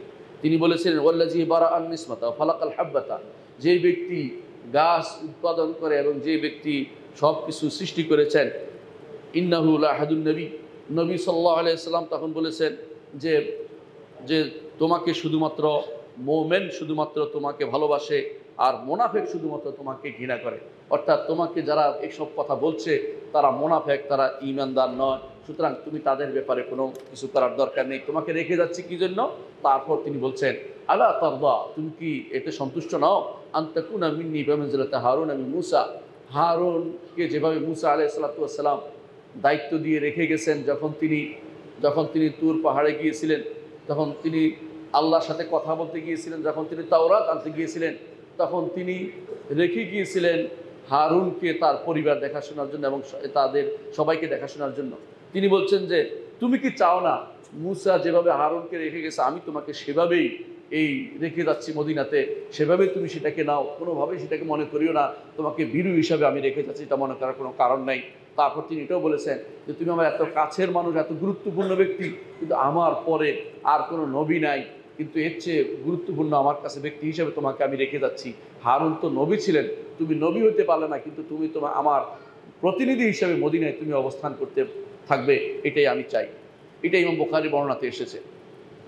11তম বৈশিষ্ট্য হচ্ছে রাসূলুল্লাহ সাল্লাল্লাহু আলাইহি ওয়াসাল্লাম গাদিরে খুমের দিন, গাদিরে খুম নিয়ে আজ খুব বাড়াবাড়ি হয়, মাতামাতি হয়। এটা আমার জানা দরকার, জিনিসটা কী জিনিস। রাসূলুল্লাহ সাল্লাল্লাহু আলাইহি ওয়াসাল্লাম এক যুদ্ধে আলী ইবনে আবি তালেবকে পাঠিয়েছিলেন। যুদ্ধে এক দাসী পাওয়ার পরে তিনি সেটাকে গ্রহণ করেছেন। এটা শুনে মুনাফিকরা তারা কথা বলা বলি আরম্ভ করলো যে নিজের পক্ষ থেকে কিছু বাছাই করে নিয়েছে। আবার রাসূলুল্লাহ সাল্লাল্লাহু আলাইহি ওয়াসাল্লাম আলী ইবনে আবি তালেবকে ইয়ামানে পাঠিয়েছিলেন। ইয়ামানে পাঠানোর পরে ইয়ামান থেকে তিনি যেই নীতিতে তিনি ইয়ামান চালাচ্ছিলেন, প্রশাসক হিসেবে পাঠিয়েছিলেন, সেই নীতিতে তিনি যাকে দায়িত্ব দিয়ে আসছেন সেই নীতিতে না থেকে সে সেই সম্পদ অর্থাৎ রাজকোষের সম্পদ বন্টন করে দিতে আরম্ভ করলো। তিনি গিয়ে সেটাকে কঠিনভাবে নিষেধ করলেন যে না, রাজকোষ সম্পদ আমানত, তুমি কীভাবে মানুষকে দিয়ে দিচ্ছে এভাবে। তিনি ফেরত নিয়ে নিলেন। এটা শুনে সেখান থেকে অভিযোগ এসে মুহাম্মদ রাসূলুল্লাহ সাল্লাল্লাহু আলাইহি ওয়াসাল্লামের কাছে এসে বলল যে আলী আমাদের সাথে কঠোর ব্যবহার করে। রাসূলুল্লাহ সাল্লাল্লাহু আলাইহি ওয়াসাল্লাম তখন দেখলেন যে আলী ইবনে আবি তালেবের মন খারাপ। তিনি তাকে ডেকে বললেন, যেই কথাটি বলেছেন তিনি খুতবা দিয়ে বলেছিলেন যে আমি তোমাদের মধ্যে দুটি জিনিস রেখে যাচ্ছি, এই দুটি জিনিস তোমাদেরকে যথাযথভাবে খেয়াল রাখতে হবে। একটা হচ্ছে আল্লাহর কিতাব, আরেকটি হচ্ছে আমার পরিবার। এই দুটি জিনিসকে তোমরা অবশ্যই সম্মান এবং মর্যাদা দিতে হবে। এইটাই ছিল উদ্দেশ্য, আর কোনো কিছু সেখানে ছিল না। সেখানে তিনি এটাও বলেছিলেন, মান কুনতু মাওলাহু ফাআলিয়ুল মাওলা, যার অভিভাবক আমি, আলীও তার অভিভাবক। অর্থাৎ তারা অভিভাবক হিসাবে সেটা ঘোষণা করেছেন। অর্থাৎ আলী রাদিয়াল্লাহু আনহুর অন্তরকে তিনি প্রশান্তি দিয়েছিলেন এর মাধ্যমে। এই দুটি হাদিসে, একটি মুসলিম বর্ণনা আছে, একটি তিরমিজি বর্ণনা এসেছে। মুসলিম বর্ণনা যেটা আসছে এটা হচ্ছে দুইটা একসঙ্গে বলা হয়েছে, আল্লাহর কিতাবকে ধারণ করতে এবং আহলে বাইতকে, রাসূলুল্লাহ সাল্লাল্লাহু আলাইহি ওয়াসাল্লামের পরিবারকে যেন সম্মান করে সেটা বলা হয়েছে। আর তিরমিজির বর্ণনা যার ওলি হচ্ছি আমি যার মুরব্বী, আলীও তার মুরব্বী, সেটা যেন গ্রহণ করে নেয় সবাই। আমরা রাদিয়াল্লাহু আনহু ওয়া আরদাহু বলি। আলী ইবনে আবি তালেব আল্লাহ তাআলা সন্তুষ্ট, আমরাও তার উপর সন্তুষ্ট। আমরা রাসূলুল্লাহ সাল্লাল্লাহু আলাইহি ওয়াসাল্লামকে আমাদের ওলি মানি, আলী ইবনে আবি তালেবকে আমাদের ওলি মানি, যেমনিভাবে আমরা ওলি মানি আবু বকর, ওমর, ওসমানকে আমাদের ওলি হিসেবে গ্রহণ করে নেই। সেই হিসাবে আলী ইবনে আবি তালেবকে আমাদের ওলি হিসেবে আমরা গ্রহণ করে নেই। সুতরাং এখানে বাড়তি কোনো কিছু নেই। কিন্তু আপনারা দেখতে পাবেন এখন যখন দেখবে 18 তারিখ চলে আসে, তখন 18 তারিখ আসে জিলহজে, তখন দেখবে যে একদল মানুষ গাদিরে খুম নামে একটা জিনিস আবিষ্কার করেছে। ওটা কিসের ঈদ? ওটা তো বেদাতীদের ঈদ, এবং এটা যদি কেউ পালন করে তার গুনাহ হবে, এবং এটা শিয়াদেরকে সমর্থন করা হবে। কেউ যদি কোনো সেটাকে সমর্থন করে তাহলে বুঝতে হবে সে ভ্রান্ত মতবাদকে সমর্থন করছে। এই জন্য গাদিরে খুম কোনো ঈদের দিন নয়। আমাদের ঈদ দুটি, একটি হচ্ছে ঈদুল ফিতর, একটা হচ্ছে ঈদুল আযহা। এর বাইরে যে সমস্ত জিনিস মানুষ আজ না জেনে করছে, এগুলি ভ্রান্ত মতবাদ ছাড়া কিছুই না। নিঃসন্দেহে আলী ইবনে আবি তালেব রাদিয়াল্লাহু আনহুর মর্যাদা অনেক বেশি, অনেক বেশি, অনেক তার সঠিক মর্যাদা অনেক রয়েছে, কিন্তু এবং তাকে যখন খারাপ বলা হচ্ছিল রাসূলুল্লাহ সাল্লাল্লাহু আলাইহি ওয়াসাল্লাম তার পক্ষ থেকে প্রতিরোধ করেছে, সেটা করা যায়, সেটা করতেই হবে, কিন্তু তাই বলে সেটাকে ঈদ বানানো এবং এটার কারণ রাসূলুল্লাহ সাল্লাল্লাহু আলাইহি ওয়াসাল্লাম অন্য সাহাবীর উপরে, বিশেষ করে আবু বকর এবং ওসমানের উপরে তাকে স্থান দেয়া, এটা কখনো শরীয়ত সিদ্ধ জিনিস নয় এবং এটা বিদআতি জিনিস আর কিছুই নয়। আলী ইবনে আবি তালেব রাদিয়াল্লাহু আনহু আরেকটি বৈশিষ্ট্য হচ্ছে রাসূলুল্লাহ সাল্লাল্লাহু আলাইহি ওয়াসাল্লাম তাকে জান্নাতি বলে ঘোষণা করেছেন এবং রাসূল বলেছেন আলীউন ফিল জান্নাহ, যা আলী জান্নাতি, এর অর্থ হচ্ছে আলী রাদিয়াল্লাহু আনহু জান্নাতি একজন ব্যক্তিত্ব, জান্নাতের একজন ব্যক্তিত্ব। রাসূলুল্লাহ সাল্লাল্লাহু আলাইহি ওয়াসাল্লাম মক্কাতে যখন ছিলেন, তিনি আলী ইবনে আবি তালেব রাদিয়াল্লাহু আনহু কী করতেন সেটা আমি কয়েকটা উদাহরণ দিচ্ছি। এক নম্বর হচ্ছে, আমরা জানেন যে রাসূলুল্লাহ সাল্লাল্লাহু আলাইহি ওয়াসাল্লামের ঘরে তিনি প্রতিপালিত হয়েছেন। দ্বিতীয়ত, রাসূলুল্লাহ সাল্লাল্লাহু আলাইহি ওয়াসাল্লাম আমানত তিনি রক্ষা করে, রসুল চলে আসার পর রসুলের কাছে অনেক আমানত ছিল, সে আমানতগুলি আলীর কাছে দিয়ে এসেছিলেন যে তুমি এগুলি মানুষের কাছে পৌঁছে দিবে। আলী ইবনে আবি তালেব রাদিয়াল্লাহু আনহু সেগুলো মানুষের কাছে পরবর্তী পৌঁছে দিয়ে তারপর তিনি মদিনাতে হিজরত করেছিলেন। আর রাসূলুল্লাহ সাল্লাল্লাহু আলাইহি ওয়াসাল্লামের সবচেয়ে প্রিয় ভাজন ছিলেন আবু তালেব, এবং তিনি তার জন্য প্রতিরোধ করেছেন, তার পক্ষ থেকে ইসলাম গ্রহণ করেননি। এজন্য তার মৃত্যুর পরে রাসূলুল্লাহ সাল্লাল্লাহু আলাইহি ওয়াসাল্লাম তার জানাজা পড়তে পারেননি, কিন্তু তিনি আলী রাদিয়াল্লাহু আনহুকে বলেছিলেন যে তুমি তোমার পিতাকে ওয়ারি, তাকে তুমি ঢেকে দাও এবং তাকে দাফন করো, তাকে দাফন করার বিষয়টি তিনি তাকে নির্দেশ দিয়ে দাফন করিয়েছিলেন। কিন্তু তার অন্তর কাফির ছিল যে এই লোকটি ইসলাম গ্রহণ করেনি। আল্লাহ তাআলা কোরআন আয়াত নাযিল করলেন, ইন্নাকা লা তাহদি মান আহবাবতা, আপনি চাইলেই কাউকে হেদায়েত দিতে পারবেন না, ওয়ালাকিন্নাল্লাহু ইয়াহদি মান ইয়াশা, আল্লাহ যাকে ইচ্ছে তাকে হেদায়েত দিবেন। অর্থাৎ এত কাছের মানুষ আবু তালেব, তারপরেও তার হেদায়েত নসিব হয়নি, কারণ আল্লাহ তাআলা তাকে হেদায়েত দেয়নি। এই জন্য আল্লাহর কাছে হেদায়েত চাইতে হয়, প্রতিদিন বলতে হয় ইহদিনাস সিরাতাল মুস্তাকিম, প্রতিদিন এটা আমাদেরকে বলতে হয়, প্রতিক্ষণ বলতে হয়। যে কোনো ক্ষণে আমাদের হেদায়েত থেকে আমরা বিমুখ হলে, আমাদের অন্তর থেকে হেদায়েত চলে গেলে আমরা সবচেয়ে বেশি নিকৃষ্ট ব্যক্তিতে পরিণত হয়ে যেতে পারি। এই জন্য প্রতিক্ষণে আমাদের ইহদিনাস সিরাতাল মুস্তাকিম চেতে হয়। অনেকে হয়তো বলতে পারেন বারবার কেন ইহদিনাস সিরাতাল মুস্তাকিম আমরা বলি সালাতে, কারণ প্রতি মুহূর্ত আমাদের হেদায়েতের দরকার রয়েছে। এক মুহূর্ত যদি কোনো হেদায়েতের বাইরে চলে যায়, হতে পারে এই সময় আমার ঈমানটা চলে যায়। আল্লাহর কাছে এই জন্য বেশিরভাগ সময় দোয়া করতে হবে, ইয়া মুকাল্লিবাল কুলুব সাব্বিত কালবি আলা দীনিকা, হে অন্তরসমূহ পরিবর্তনকারী, আপনার দ্বীনের উপরে আমার অন্তরকে সুপ্রতিষ্ঠিত রাখুন। মদিনায় যখন তিনি হিজরত করে আসলেন, তখন তিনি তাবুকের যুদ্ধ ছাড়া সমস্ত যুদ্ধে মুহাম্মদুর রাসূলুল্লাহ সাল্লাল্লাহু আলাইহি ওয়াসাল্লামের সাথী ছিলেন। এমনকি প্রথম যে যুদ্ধ হয়েছিল, যে যুদ্ধ রাসূলুল্লাহ সাল্লাল্লাহু আলাইহি ওয়াসাল্লাম ছিলেন না, সেই যুদ্ধ তো তিনি পরিচালনা করেছেন, তিনি হচ্ছেন গজওয়াতুল উসাইরা, এখনও সেটা বিখ্যাত উসাইরা এলাকা, সেখানে প্রথম ইসলামের প্রথম যে যুদ্ধ সেখানে সেটাই তিনি পরিচালক ছিলেন। রাসূলুল্লাহ সাল্লাল্লাহু আলাইহি ওয়াসাল্লামের তিনি তার ঝান্ডা বাহক ছিলেন প্রতিটি যুদ্ধে, প্রায় প্রতিটি যুদ্ধে তার ঝান্ডা বাহক ছিলেন আলী ইবনে আবি তালেব রাদিয়াল্লাহু আনহু। তৃতীয়ত, তিনি বদরের যুদ্ধে অংশগ্রহণ করেছেন, উহুদের যুদ্ধে অংশগ্রহণ করেছেন, আহজাব, হুদায়বিয়া, খায়বর, এই সমস্ত যুদ্ধে রাসূলুল্লাহ সাল্লাল্লাহু আলাইহি ওয়াসাল্লামের সাথী ছিলেন। চতুর্থত, ইয়ামানে রাসূলুল্লাহ সাল্লাল্লাহু আলাইহি ওয়াসাল্লাম তাকে পাঠিয়েছিলেন দাওয়াতের জন্য, এবং তার হাতে হামাদান গোত্রের প্রায় প্রত্যেকে ইসলাম গ্রহণ করেছিল। এর আগে তিনি মুআয ইবনে জাবাল রাদিয়াল্লাহু আনহু পাঠিয়েছিলেন, কিন্তু তার হাতে কেউ ইসলাম গ্রহণ করেনি। পরবর্তীতে তিনি আলী ইবনে আবি তালেব রাদিয়াল্লাহু আনহু পাঠানোর পরে তার হাতে সেই এলাকার লোকেরা ইসলাম গ্রহণ করেছিল। পঞ্চমত, তিনি রাসূলুল্লাহ সাল্লাল্লাহু আলাইহি ওয়াসাল্লাম হিজরি নবম সনে যখন তিনি রাসূলুল্লাহ সাল্লাল্লাহু আলাইহি ওয়াসাল্লাম আবু বকর রাদিয়াল্লাহু আনহুকে পাঠালেন হজের আমির হিসাবে, হজের নেতা হিসাবে, হজের আমির হিসেবে পাঠানোর পরে আবু বকর রাদিয়াল্লাহু আনহু তিনি হজের নেতৃত্ব দিতে চলে গেলেন। পিছনে দিয়ে রাসূলুল্লাহ সাল্লাল্লাহু আলাইহি ওয়াসাল্লাম আলী ইবনে আবি তালেবকে পাঠালেন 10টি আয়াত নিয়ে। সেটা কি, বারাআতুম মিনাল্লাহি ওয়া রাসূলিহি ইল্লাযিনা আহাদতুম মিনাল মুশরিকিন, সূরা তাওবার প্রথম 10টি আয়াত নিয়ে পাঠিয়ে দিলেন যে এগুলি তুমি কাফেরদের সেখানে শুনিয়ে দিবে। কারণ নিয়ম ছিল তখন যে কোনো যদি চুক্তি থাকে, সেই চুক্তি যদি ভঙ্গ করতে হয়, যেই ব্যক্তি চুক্তি করেছে সে অথবা তার পরিবারের কোনো ব্যক্তি গিয়ে সেটা ঘোষণা দিতে হয়।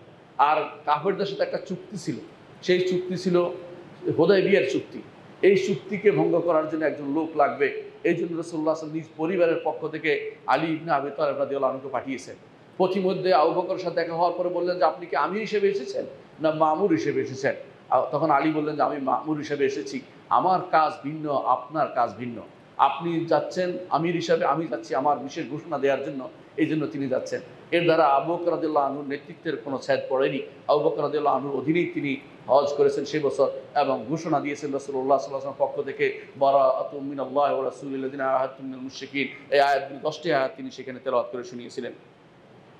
পরবর্তীতে রাসূলুল্লাহ সাল্লাল্লাহু আলাইহি ওয়াসাল্লাম তাকে ইয়ামানে পাঠিয়েছেন কাজী হিসাবে, মুফতি হিসাবে রাসূলুল্লাহ সাল্লাল্লাহু ইয়ামানে পাঠিয়েছেন।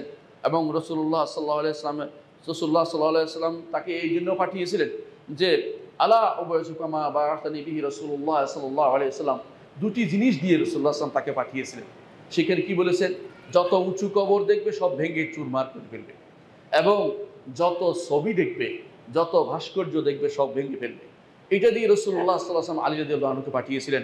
ইমাম মুসলিম হাদিসটি বর্ণনা করেছেন এবং এটা সহিহ হাদিসে কোনো সন্দেহ নেই। এর অর্থ হচ্ছে যে রাসূলুল্লাহ সাল্লাল্লাহু আলাইহি ওয়াসাল্লাম তাকে বিশেষ দায়িত্ব দিতেন, বিশেষ দায়িত্ব দিয়ে সেটা তিনি পালন করেছিলেন। রাসূলুল্লাহ সাল্লাল্লাহু আলাইহি ওয়াসাল্লাম ইফকের ঘটনায়, ইফক অর্থ হচ্ছে আয়েশা রাদিয়াল্লাহু আনহার ক্ষেত্রে যে বদনামি হয়েছিল, এই বদনামির ঘটনায় রাসূলুল্লাহ সাল্লাল্লাহু আলাইহি ওয়াসাল্লাম আলী রাদিয়াল্লাহু আনহুকে স্পেশালি জিজ্ঞাসা করেছেন, আলী বলো তো আয়েশার ব্যাপারে তোমার কি মত? তিনি আয়েশার কোনো বদনামি না করে বললেন, আল্লাহ তাআলা আপনাকে অনেক মেয়ে দিতে মেয়ে দিবে, আপনি এত টেনশন করছেন কেন?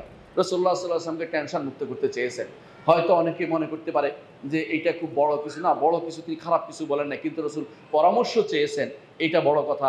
আলী রাদিয়াল্লাহু আনহু আয়েশা রাদিয়াল্লাহু আনহা সম্পর্কে কোনো খারাপ কিছু মন্তব্য করেনি। যারা বিশেষ করে মুস্তাশরিকিনা প্রাচ্যবিদরা এবং তাদের যে সমস্ত চেলারা অমুক তমুকরা যে ইতিহাস গ্রন্থ লিখেছে, তারা এটার সাথে জুড়ে দিয়েছে জাঙ্গে জামাল বা জামালের যুদ্ধের কাহিনী জুড়ে দিয়েছে। এই ঘটনা সত্য নয়, কারণ আয়েশা রাদিয়াল্লাহু আনহা কখনো আলী রাদিয়াল্লাহু আনহুর বিরুদ্ধে কোনো রকমের কোনো বিদ্বেষ রাখতেন না। যারা এগুলি তৈরি করে তারা মিথ্যা কথা বলেছে, কারণ সাহাবায়ে কেরামের অন্তর ছিল পরিচ্ছন্ন, তারা কোনোদিনই একে অপরের বিরুদ্ধে বিদ্বেষ পোষণ করতেন না। আলী ইবনে আবি তালেব রাদিয়াল্লাহু আনহু তিনি বিদায় হজের দিন তিনি বিদায় হজ করবেন, রাসূলুল্লাহ সাল্লাল্লাহু আলাইহি ওয়াসাল্লাম হজ করবেন। তিনি রওনা হয়েছেন ইয়ামান থেকে আসার পর রাসূল জিজ্ঞাসা করলেন, তুমি কি নিয়ত করে এসেছ? বলছে, আমি নিয়ত করেছি, রাসূল যে হজের নিয়ত করেছে আমি সেই হজের নিয়ত করেছি। রাসূল বললেন যে তাহলে আমার কাছে অতিরিক্ত বাহন আছে, তোমাকে আমি আমার বাহনের শরীক করে নিলাম। এই জন্য আলী ইবনে আবি তালেব রাদিয়াল্লাহু আনহু তিনি তখন কেরান হজকারী ছিলেন, কারণ রাসূলুল্লাহ সাল্লাল্লাহু আলাইহি ওয়াসাল্লাম কেরান হজ করেছিলেন। রাসূলুল্লাহ সাল্লাল্লাহু আলাইহি ওয়াসাল্লামের জীবনের শেষ মুহূর্তগুলোতে আলী ইবনে আবি তালেব রাদিয়াল্লাহু আনহু সর্বক্ষণিক পাশে ছিলেন, অসুস্থ ছিলেন, আলী ইবনে আবি তালেব সাথে ছিলেন। যখন মারা যায়, যখন রাসূল মারা গেলেন, তখনও আলী ইবনে আবি তালেব রাদিয়াল্লাহু আনহু তার সাথে ছিলেন, এবং যখন তাকে গোসল দেয় আলী ইবনে আবি তালেব রাদিয়াল্লাহু সাথে ছিলেন। কবরে নামার ক্ষেত্রে আলী ইবনে আবি তালেব সাথে ছিলেন, এবং এটাই ছিল একদম সর্বশেষ রাসূলুল্লাহ সাল্লাল্লাহু আলাইহি ওয়াসাল্লাম যার সাথে ছিলেন তিনি হচ্ছেন আলী ইবনে আবি তালেব রাদিয়াল্লাহু আনহু। অর্থাৎ কবরে রাখার পরও আলী ইবনে আবি তালেব তাদের সাথে ছিলেন। এ হচ্ছে আলী ইবনে আবি তালেব রাদিয়াল্লাহু আনহুর কিছু বৈশিষ্ট্য। এর বাইরে অনেক বৈশিষ্ট্য শিয়ারা বর্ণনা করে থাকে, তাদের গ্রন্থ থেকে আমি সেগুলো আনিনি। যেগুলি বর্ণনা করেছে এগুলি হচ্ছে বিশুদ্ধ।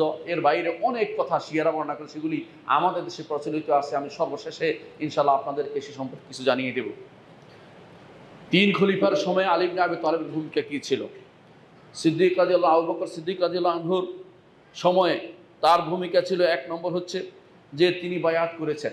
যারা বলে যে তিনি 6 মাস দেরি করেছেন, তারা মিথ্যা কথা বলেছেন। বরং বিশুদ্ধ বর্ণনায় দেখা যায় 1 দিন বা 2 দিন পরেই তিনি বায়াত করেছেন, কারণ তিনি ব্যস্ত ছিলেন, রাসূলুল্লাহ সাল্লাল্লাহু আলাইহি ওয়াসাল্লামের দাফন কাফনে ব্যস্ত ছিলেন, সেজন্য সেখানে হাজির ছিলেন না। সাকিফা বনি সাআদা, যেখানে আলী ইবনে আবি তালেব রাদিয়াল্লাহু আনহু বায়াত অনুষ্ঠিত হয়েছিল, সেখানে তিনি হাজির ছিলেন না, এই জন্য তিনি সেখানে বায়াত নেননি। কিন্তু পরবর্তীতে তিনি বায়াত নিয়েছেন, এবং এটাই বিশুদ্ধ। আর 6 মাস পরে যখন ফাতেমা রাদিয়াল্লাহু আনহা আবু বকরের কাছে এসে বললেন যে আমার বাবার মিরাজ কোথায়, আমাকে দেন। কারণ একমাত্র কন্যা সন্তান জীবিত ছিল, তিনি হচ্ছেন রসুলের একমাত্র কন্যা সন্তান, রসুলের পরে জীবিত ছিল, তিনি হচ্ছেন ফাতেমা রাদিয়াল্লাহু আনহা। এই জন্য তিনি এসে বললেন যে আমার বাবার মিরাজ আমাকে দেন।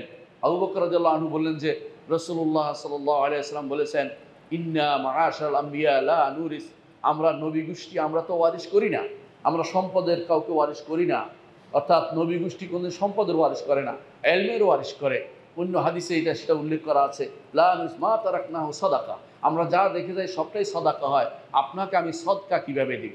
কিন্তু ফাতেমা রাদিয়াল্লাহু আনহা সেটা না বুঝে তিনি বারবার চাইতেছিলেন, তিনি তার কাছে হাদিস পৌঁছে নাই। তিনি বলতে চাচ্ছিলেন যে ফেদাকের যে অংশ আমার বাবাকে আমাকে দেয়া হতো, আমাদের পিতামাতা আমাদের পরিবারের জন্য ছিল, সেটা আমাকে দেয়া হোক।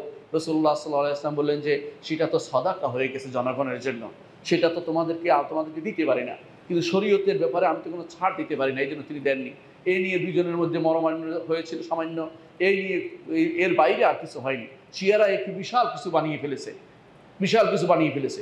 এমনকি তারা বলে যে আবু বকর ওমরকে দিয়ে ধমক দিয়েছেন, ধমকের কারণে ফাতেমা মরে গেছে। এই জাতীয় মিথ্যা কথাগুলো তারা সারাদিন বসে বসে বানায় আর সেগুলি ছাড়ে। আর আমাদের এই সুন্নি সমাজে অনেকে সেগুলি না জেনে সেগুলি সুন্নি অনেকে গ্রহণ করে, নাউজুবিল্লাহ। এটি সম্পূর্ণ মিথ্যা কথা। কিন্তু 6 মাস পরে যখন ফাতেমা রাদিয়াল্লাহু আনহা তখন মারা গেলেন, তখন আবু বকর রাদিয়াল্লাহু আনহু হাতে আলী ইবনে আবি তালিব আবার বায়াত করলেন, যাতে করে মনে না করে কেউ যে তার সাথে তার কোনো মনোমালিন্য আছে। এটা কোনোদিন মনোমালিন্য তাদের মধ্যে ছিল না। দ্বিতীয়ত, আবু বকর রাদিয়াল্লাহু আনহুর জন্য তার মহব্বত সবচেয়ে বেশি ছিল, ভালোবাসা সবচেয়ে বেশি ছিল।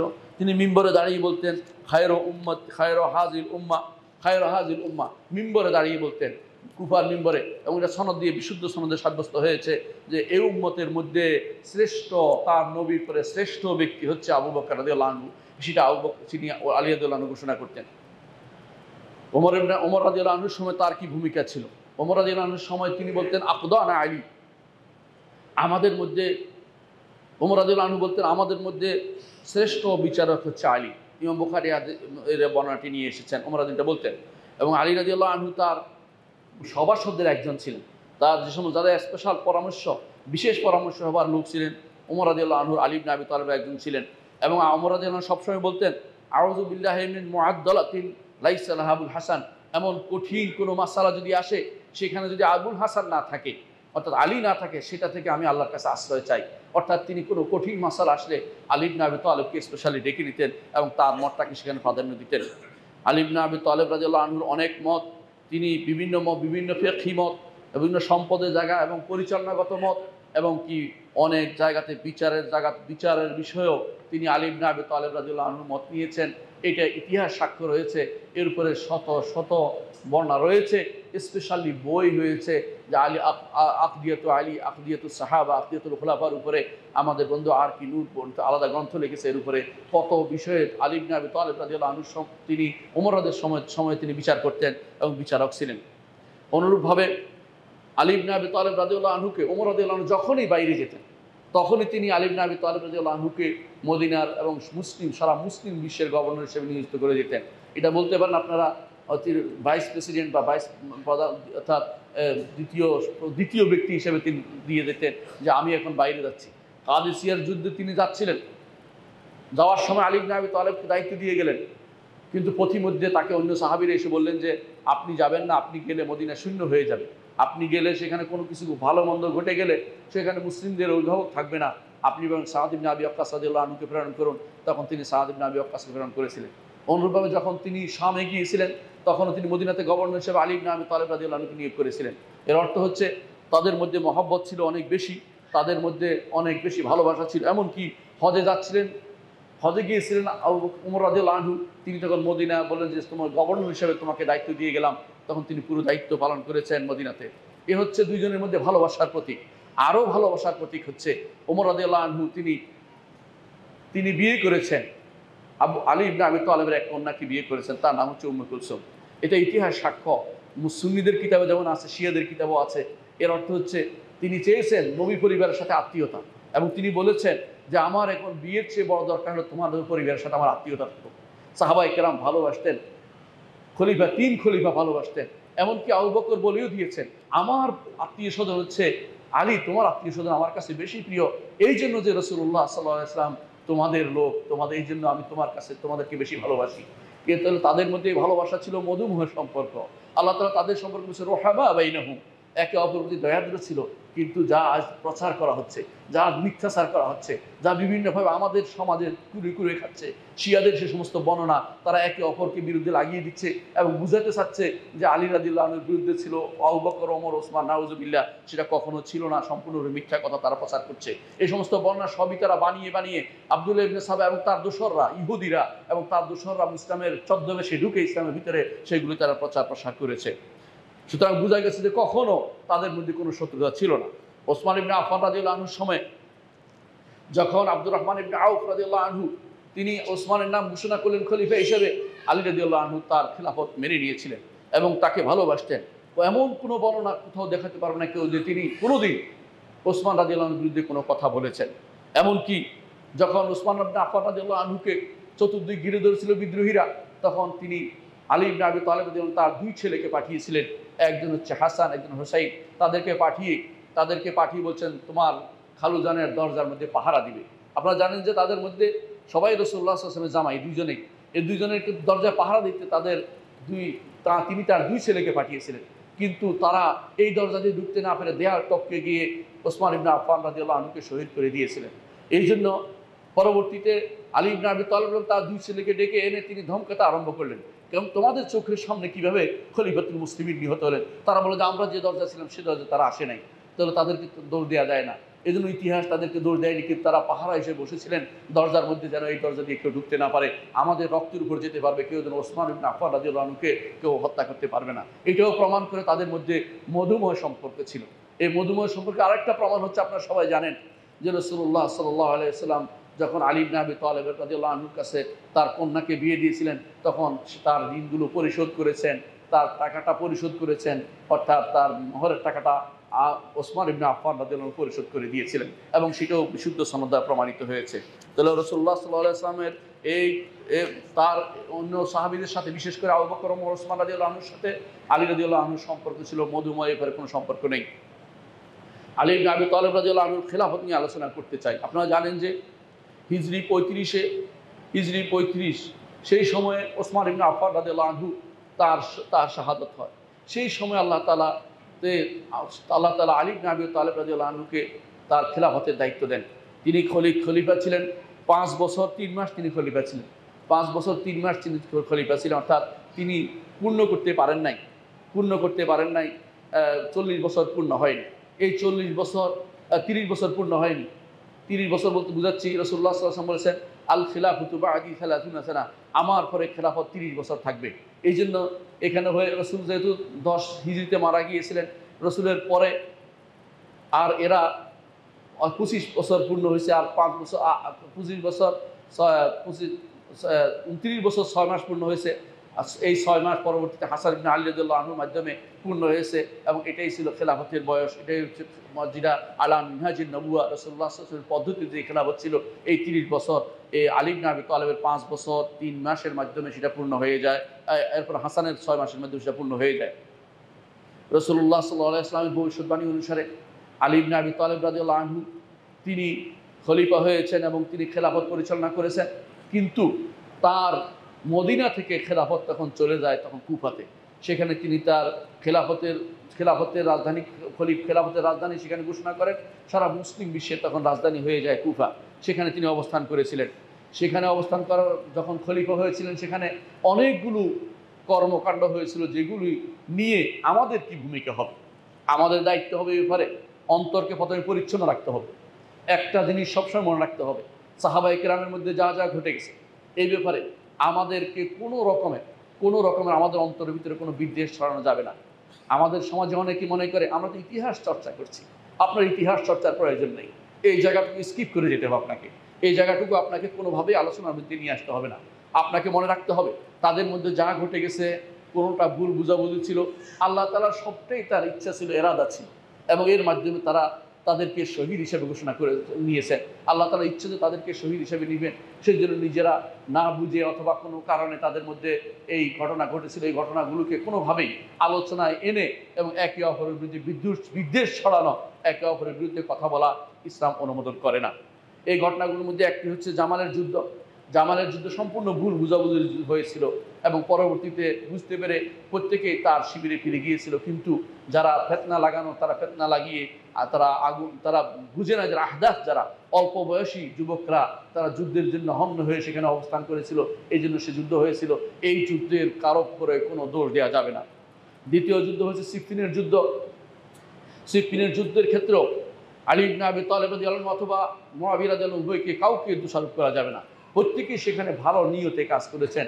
ইমানদার এই কথাটি সবসময় মনে রাখতে হবে। যে সমস্ত বর্ণনাতে আছে অমুক অমুককে গালি দিয়েছে, অমুক অমুককে লানত করেছে, সমস্ত বর্ণনা সবগুলি মিথ্যা, শিয়াদের বানানো, এগুলির কোনোভাবেই গ্রহণ করা হবে না। যদি কোনোটাতে সত্যপূর্ণ প্রমাণিত হয়, বুঝতে হবে যে এগুলি শুধুমাত্র তাদের মধ্যে কোনো কিছু এমন কিছু ঘটেছিল, অন্যরা বাড়িয়ে রঞ্জিয়ে অতিরঞ্জন করে যা বর্ণনা করেছে, অথবা কারো কাছে বর্ণনা এসেছে সেগুলির মধ্যে এমন কোনো মিথ্যাবাদী আছে যেটা আপনি হয়তো জানেন না। অমন কোনো ব্যক্তি আছে, আপনার উদ্দেশ্য আছে যে আপনি জানেন না। উম্মতি মুসলিমের মধ্যে কেউ মিথ্যাচার করার জন্য সাহাবায়ে কেরামের মধ্যে একে অপরের বিরুদ্ধে লাগিয়ে দেওয়ার যদি কিছু বলে থাকে সম্পূর্ণ মিথ্যা কথা, এটা কখনো আপনার হাতে নেবেন না। এমনকি যদি তবারিতেও আসে, অথবা যদি আপনি বলেন যে ইবনে কাসির আসছে, অথবা যদি বলেন যে সেটা তো ইবনে আসির বলেছে, অমুক বলেছে, যেই বলুক না কেন, এই বর্ণনাগুলোর মধ্যে ইমাম ইবনে তাইমিয়া রাহমাতুল্লাহ আলাইহি বলেন যে এই বর্ণনাগুলোর কোনোটা আছে পুরোপুরি মিথ্যা, আর যেগুলো সত্য আছে এগুলিকে কেউ ভুল বুঝেছে অথবা সেগুলিকে কেউ ভুল বর্ণনা করেছে। এটাকে আমাদেরকে মনে করতে হবে এবং এদের এই সমস্ত জিনিসগুলো আলোচনা এনে আলোচনাই করা যাবে না। কি হয়েছে, তাদের অন্তর পরিচ্ছন্ন ছিল, কি হয়েছে আল্লাহ তাদের এই ব্যাপারগুলি ভালো জানেন। এই জন্য ওমর ইবনে আব্দুল আজিজ রহমতুল্লাহ আলাইহি একটা কথা বলেছিলেন, তিনি বলেছিলেন যে তিলকা দিমাউন তাহহারাল্লাহু মিনহা আইদিয়ানা, আল্লাহ তাআলা এই রক্তগুলো থেকে আমাদের হাতকে মুক্ত রেখেছে। আমাদের হাত দিয়ে কাউকে রক্ত ঝরাইনি, এই রক্ত আমরা ঝরাইনি। ফালা নুলাউস বিহা আলসিনাতানা, এগুলো দিয়ে আমাদের জিহ্বাকে আমরা ময়লাযুক্ত করবো না, এগুলি আলোচনা করবো না। এর অর্থ হচ্ছে রক্ত যেহেতু আমরা ঝরাইনি, আলোচনাও মুখে না আনি, এগুলিকে স্কিপ করে ইতিহাস আলোচনা বন্ধ করবেন। যদি কোনো ব্যক্তি ইতিহাস আলোচনা করে তখন আপনি বুঝতে হবে তার ফিতনা বাজছে, এই আলোচনা আপনার দরকার নেই, সম্পূর্ণভাবে এগুলিকে বন্ধ করে যাবেন। আমার মনে পড়ে আমি একদিন শেখ সফিউর রহমান বরফুরিকে জিজ্ঞাসা করেছিলাম, জানতে চেয়েছিলাম, তিনি বললেন যে এই বিষয়ে আমি কথা বলবো না। বললাম যে একটু জানার জন্য, কোনো এই বিষয়ে তোমার জানার দরকার নেই। তিনি এইভাবে কঠোর ছিলেন এই বিষয়টাতে, আমার খুব ভালো লেগেছে এই বিষয়টা। রাহিকুল মাকতুমের লেখক তিনি বলছেন এই বিষয়ে আলোচনা করা তো আমাদের উদ্দেশ্য হতে পারে না, এই জন্য এই জায়গাটুকু সম্পূর্ণ আপনারা স্কিপ করে যাবেন। এবং এই কথা মনে রাখবেন, তাদের মধ্যে যত কিছু হোক তারা একে অপর শত্রু হিসেবে তারা কিন্তু এই যুদ্ধটা করে নাই। এই যুদ্ধ তাদের উপর যেন আল্লাহর পক্ষ থেকে বিশেষ কোনো কারণে আল্লাহ তাআলা দিয়েছেন, সেজন্য যুদ্ধটা হয়েছে। এর প্রমাণ হচ্ছে একই পানি তারা পান করতো, একই কলের পানি তারা পান করতো। পানি নেওয়ার ক্ষেত্রে তারা পর্ব ছাড় দিয়েছিল, একে অপরকে পানি নিতে দিত। কোন যুদ্ধে আছে একে অপরকে পানি নিতে দেয়? এমনকি কেউ যদি মারা যেত, এক দুই জায়গা নিয়ে আসতো, আমার লাশ আমার ভাইকে দিতে হবে, একজনের ভিতরে যায় একজন লাশ নিয়ে চলে আসতো, কেউ কাউকে আক্রমণ করতো না। আপনি কি বুঝতে পারেন না কিরকম জিনিস ছিল? আবেগে আপ্লুত, এরা কোন কারণে যুদ্ধ করেছে নিজেরাও বুঝেনি। আল্লাহর পক্ষ থেকে এটা তাদের উপর কোনো কিছু আরোপিত সেজন্য তারা করেছে। আমরা এভাবে আমাদের বুককে কোনোভাবেই কলুষিত করবো না, ভালো শুধু ধারণা করব যে যেই কারণ হয়ে গেছে সেটা আমাদের আলোচনার বিষয় নয়, তবে তারা ভালো ছিলেন, তাদের নিয়ত ভালো ছিল। আলী ইবনে আবি তালেব রাদিয়াল্লাহু আনহু, তার মাধ্যমে আল্লাহ তাআলা যেভাবে আবু বকর রাদিয়াল্লাহু আনহুর মধ্যে আবু বকর রাদিয়াল্লাহু আনহুর দ্বারা মুরতাদদেরকে শায়েস্তা করেছিল। মুরতাদ মানে দ্বীন বিরোধী। এখন কত মুরতাদ পৃথিবীতে আছে, বাংলাদেশে হইতে শুরু করে পৃথিবীর জায়গায় জায়গায় মুরতাদের অভাব নাই। মুরতাদ বুঝেন তো? যারা ইসলাম বিরোধিতা করে, ইসলামের বিরুদ্ধে যারা সবসময় লেগে থাকে, এদেরকে আপনার চিনে রাখুন ইসলামের বিরুদ্ধে কারা লেগে থাকে। আমার বলার দরকার নেই, মানুষকে আল্লাহ বিবেক দিয়েছে। এই মুরতাদদের বিরুদ্ধে আল্লাহ তাআলা আবু বকর রাদিয়াল্লাহু আনহুকে যেরকম দাঁড় করিয়ে দিয়েছিলেন, আরেক গোষ্ঠীর বিরুদ্ধে আল্লাহ তাআলা এই আলী ইবনে আবি তালেব রাদিয়াল্লাহু আনহুকে দাঁড় করিয়ে দিয়েছেন। সে তারা কারা? মুরতাদরা ছিল ইসলামের বাইরের লোক, কিন্তু ইসলামের ভিতরের কিছু লোক আছে, ইসলামের ভিতরে বসে ইসলামকে তারা খণ্ড বিখণ্ড করতে চেয়েছে। তারা হচ্ছে খাওয়ারেজ। খারেজিরা কি করতো? খারেজিরা কোরআন এবং সুন্নাহর অপব্যাখ্যা দাঁড় করাতো। আপনার সে হাদিসটি জানেন, রাসূলুল্লাহ সাল্লাল্লাহু আলাইহি ওয়াসাল্লাম বলেছেন, আলী আজকে আমি যুদ্ধ করছি কোরআনকে প্রতিষ্ঠা করার জন্য, একদিন তুমি যুদ্ধ করবে এই কোরআনের অপব্যাখ্যা ঠেকানোর জন্য, একদিন তুমি যুদ্ধ করবে কোরআন অপব্যাখ্যা ঠেকানোর জন্য। কোরআন অপব্যাখ্যা করেছিল খারেজিরা আলী ইবনে আবি তালেবকে কাফির বলতো, নাউযুবিল্লাহ, এবং তারা সাহাবায়ে কেরামকে পুরোপুরি কাফির বলে দিল। খারেজিদের মধ্যে কোনো সাহাবী ছিলেন না। আশ্চর্য হবেন যে রাসূলুল্লাহ সাল্লাল্লাহু আলাইহি ওয়াসাল্লামের বেশি দিন যায়নি, তার কোনো সাহাবী খারেজিদের দলের ছিল না। সবগুলি ছিল নবীন, বয়সে নবীন, আকলের মধ্যে তাদের কমতি, এবং তারা ছিল কিছুটা উলঝুলুল টাইপের, পাগলা টাইপের। এই মানুষগুলো সাহাবায়ে কেরামকে তাকফির করেছে কোরআনের অপব্যাখ্যা করে। তারা বলতো ইনিল হুকমু ইল্লা লিল্লাহ, বিচার তো শুধু আল্লাহই করবেন, আর কেউ করতে পারে না। এই কথা বলে তারা বলছে যেহেতু আলী ইবনে আবি তালেব তিনি মাধ্যম মেনেছেন, যার মাধ্যমে তিনি বিচারের কথা বলেছেন সিফিনের যুদ্ধে, সুতরাং তিনি কাফের হয়ে গেছেন, নাউজুবিল্লাহ। এই কথা প্রচার করে তারা আলাদা হয়ে গেল, নাহরাওয়ানে তারা অবস্থান নিল। সেই নাহরাওয়ানের আলী ইবনে আবি তালেব তাদের বিরুদ্ধে যুদ্ধ করেছেন, এবং যুদ্ধের পরে তিনি হন্য হয়ে ঘুরেছেন একটি লাশ পাওয়ার জন্য। যেমন লোকটি কই, রাসূল যাকে বলেছেন যে আমি তাকে হত্যা করব, এদের যুদ্ধ করব, খুঁজতে খুঁজতে তিনি লাশের স্তূপ থেকে টেনে এক লোককে বের করলেন। তার নাম হলো জি সুদাইয়া। তার স্তনগুলি বড় ছিল, দেখতে অন্যরকম ছিল, মোটা ছিল, তো এই লোককে তিনি বের করে বললেন যে আলহামদুলিল্লাহ। তিনি সেজদা করলেন যে রাসূলুল্লাহ সাল্লাল্লাহু আলাইহি ওয়াসাল্লাম আমাকে বলেছিলেন যে এর বংশধর এরকম লোকের সাথে তুমি যুদ্ধ করবে, সেই যুদ্ধ আমি করেছি। এর অর্থ হচ্ছে ইসলামের যে কোনো যদি কোনো কোথাও যদি কোনো আকীদাগত বিভ্রান্তি আসে, যে কোথাও যদি কোনো আগত বিভ্রান্তি আসে, যে সমস্ত জায়গাতে আকীদাকে নষ্ট করে কেউ, ইসলামের শাসক আকীদা ও মানহাজকে যারা নষ্ট করে দেয়, তাদের বিরুদ্ধে যুদ্ধ করা তখন যেই সমস্ত শাসকের উপর তাদের ফরজ হয়ে যায়। এটা প্রমাণ করে দেখিয়েছেন আলী ইবনে আবি তালেব রাদিয়াল্লাহু আনহু। সেজন্য তিনি সেই যুদ্ধ করেছিলেন। আজও যদি কোনো মুসলিমদের কোনো শাসন থাকে, সেখানে সবার কর্তব্য হচ্ছে এই জাতীয় যে সমস্ত যে খারেজি টাইপের লোক আছে, অথবা যারা এই জাতীয় যারা শিয়া টাইপের লোক আছে, এই জাতীয় যারা মুতাজিলা আছে, এদের বিরুদ্ধে প্রতিহত করা শাসকদের সেই দায়িত্বের ভিতরে পড়ে যায়। অর্থাৎ এটা আলী ইবনে আবি তালেব আমাদেরকে সেই সুন্নাহ আমাদেরকে দেখিয়ে দিয়েছেন। কারণ রাসূলুল্লাহ সাল্লাল্লাহু আলাইহি ওয়াসাল্লাম বলেছেন, আলাইকুম বিসুন্নতি ওয়া সুন্নাতুল খুলাফায়ে রাশিদিন আল মাহদিয়িন আদু আলাইহা বিন নওয়াজিজ। তোমরা আমার সুন্নতকে অনুসরণ করবে এবং আমার পরবর্তী খলিফায়ে রাশিদের সুন্নতকে তোমরা অনুসরণ করে চলবে। সম্মানিত মুসল্লিয়ানে কেরাম, আলী ইবনে আবি তালেব রাদিয়াল্লাহু আনহু তিনি 5 বছর 3 মাস খেলাফত পরিচালনা করেছেন। এবং যখন তিনি নাহরাওয়ানের যুদ্ধে এদেরকে দূর করে দিলেন, এই খাওয়ারিজদেরকে তিনি একত্রিত হওয়া থেকে তাদেরকে আলাদা করে দিলেন, তখন তারা বিভিন্ন জায়গায় ছড়িয়ে পড়লো। এদের মধ্যে একজন ছিল আব্দুর রহমান ইবনে মুলজিম। দিনে রাতে সে 1000 রাকাত নফল নামাজ পড়ত। এই ব্যক্তি সিদ্ধান্ত নিলে আলী ইবনে আবি তালেবকে শেষ করে দিবে। সে 3 জনের ব্যাপারে তারা 3 জন সিদ্ধান্ত নিয়েছে, বাকি 2 জনকে তারা মারতে পারেনি। তারা চিন্তা করলো যে মুআবিয়া রাদিয়াল্লাহু আনহু এবং আমর ইবনে আস এবং আলী 3 জনকে তারা শেষ করে দিবে। কিন্তু আল্লাহর ইচ্ছা, সেদিন আব্দুর রহমান ইবনে মুলজিম ঢুকে তিনি রাসূলুল্লাহ সাল্লাল্লাহু আলাইহি ওয়াসাল্লামের প্রিয় এবং আমাদেরও প্রিয় আলী ইবনে আবি তালেব রাদিয়াল্লাহু আনহুকে তিনি আক্রমণ করলেন এবং তাকে শহীদ করে দিলেন। সেই আব্দুর রহমান ইবনে মুলজিম কিন্তু না খারেজিদের একজন ছিল, তিনি মেরেছে কাকে? খলিফাতুল মুসলিমিনকে তিনি সে হত্যা করেছে। এবং সেই দিন আরও অনেককে এসে হত্যা করেছিল। এবং তার এমন অবস্থা হয়েছিল, সে হত্যার পরেও তার স্বাদ মিটিয়ে সে আরও বলতেছিল যে সে বিশাল কিছু কাজ করে ফেলেছে, নাউযুবিল্লাহ। এই ছিল আব্দুর রহমান মুলজিম নামে খারেজদের কাজ, যারা জান্নাতি সুসংবাদপ্রাপ্ত এবং সেই সময়কার সবচেয়ে বিশুদ্ধ ব্যক্তিত্ব আলী ইবনে আবি তালেব রাদিয়াল্লাহু আনহুকে সে হত্যা করেছিলেন এবং তাকে শহীদ করে দিয়েছিলেন। যখন তার বয়স হয়েছিল আলী ইবনে আবি তালেব রাদিয়াল্লাহু আনহু, এক মতে তার বয়স ছিল 58 বছর, এটাই বিশুদ্ধ সবচেয়ে বেশি। কারো মতে তার বয়স ছিল 63 বছর, এটাও বিভিন্ন বর্ণনা এসেছে। আলী ইবনে আবি তালেব রাদিয়াল্লাহু আনহুর কবর কোথায় আছে? আপনারা সবাই জানেন যে তার কবর নিয়ে সবাই বলে যে নজফে তার কবর রয়েছে, অর্থাৎ ইরাকের নজফে। বিশুদ্ধ মত হচ্ছে নজফে তার কবর নাই। তার কবর কোথায় কেউ বলতে পারে না। এই জন্য যে তার কবরকে বিভিন্ন জায়গায় বিভিন্ন বর্ণনা এসেছে কোথায় লুকিয়ে ফেলে, যাতে করে তার কবর আল্লাহ তার ইচ্ছা যে কবর কোনো ইবাদত যেন না হতে পারে। কিন্তু এরা একটা কবর বানিয়ে নিয়েছে শিয়ারা, এবং নজফে সেই কবরকে তারা ইবাদত করছে এবং সেটা সিজদা করে আছে। এবং সেখান থেকে পাথর এনে তারা প্রতি সিজদার মধ্যে তারা সেখানে পাথর লাগায়। আপনি দেখবেন তাদের সিজদার নিচে পাথর দেয় তারা। এগুলি সবই হচ্ছে সম্পূর্ণরূপে শিরকে ও বিদআতে পরিপূর্ণ জাতি। এই জাতিকে আপনারা ভালো চান? ওই জাতি কি করেছে? ডেকে এনে মানুষকে হত্যা করে। এদের কাছে ভালো কিছু আশা করতে পারেন না। ইতিপূর্বে তারা ডেকে নিয়ে তারাই তো ডেকেছে হুসাইন ইবনে আলী রাদিয়াল্লাহু আনহুকে। শিয়ারাই তো ডেকেছে, সুন্নিরা তো তাকে এইভাবে ডাকে নাই। শিয়ারা ডেকে নিয়ে তারপর তাকে ছেড়ে চলে গেছে, যাতে করে তিনি মরুভূমিতে সে কারবালার প্রান্তরে তিনি মারা যান। তো তাদের দ্বারাই তো সবকিছু সম্ভব। এই শিয়াদের দ্বারা সবকিছু সম্ভব। এই শিয়াদের দ্বারা দ্বিতীয় সম্ভব হয়েছে খলিফাতুল মুসলিমিন, খলিফা আল মুস্তাসিম বিল্লাহ।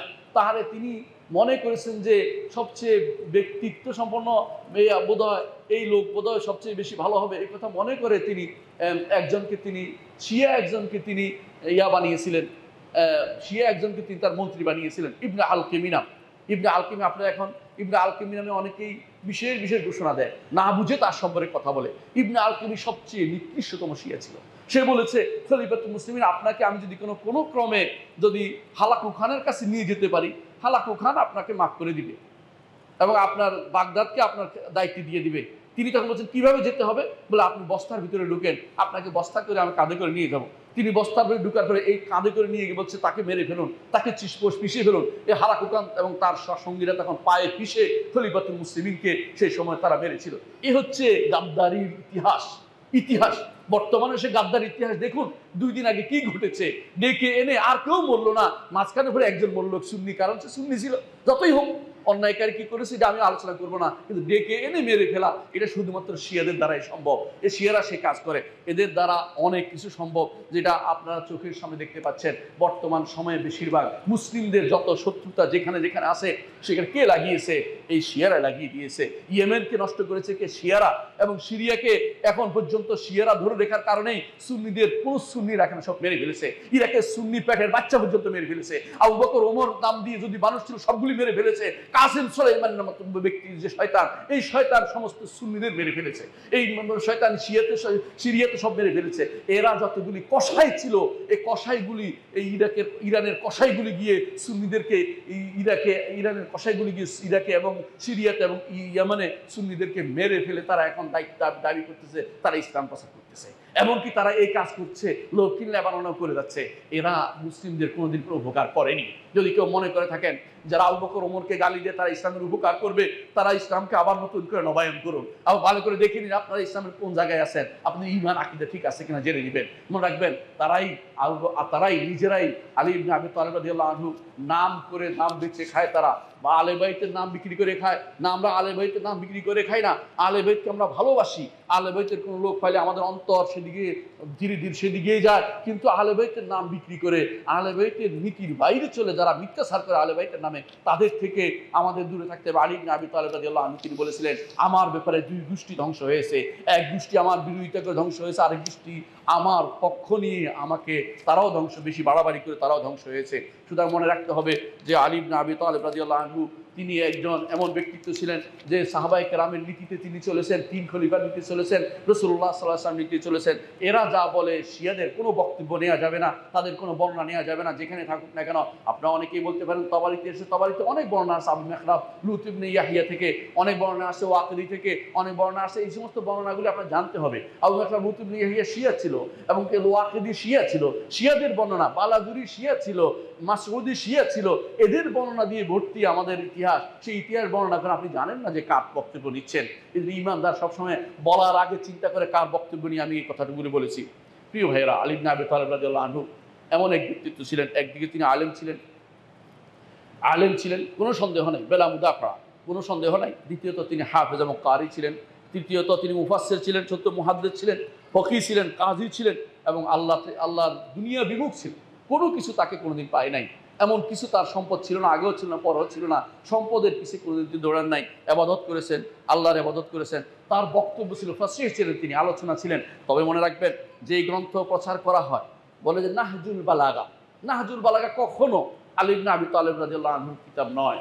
আলী ইবনে আবি তালেব রচনা করেন নাই। নাহজুল বালাগা পরে একজন লিখে জমা করেছে কিছু জিনিস, 2-1টা জিনিস আলী ইবনে আবি তালেব থাকতে পারে।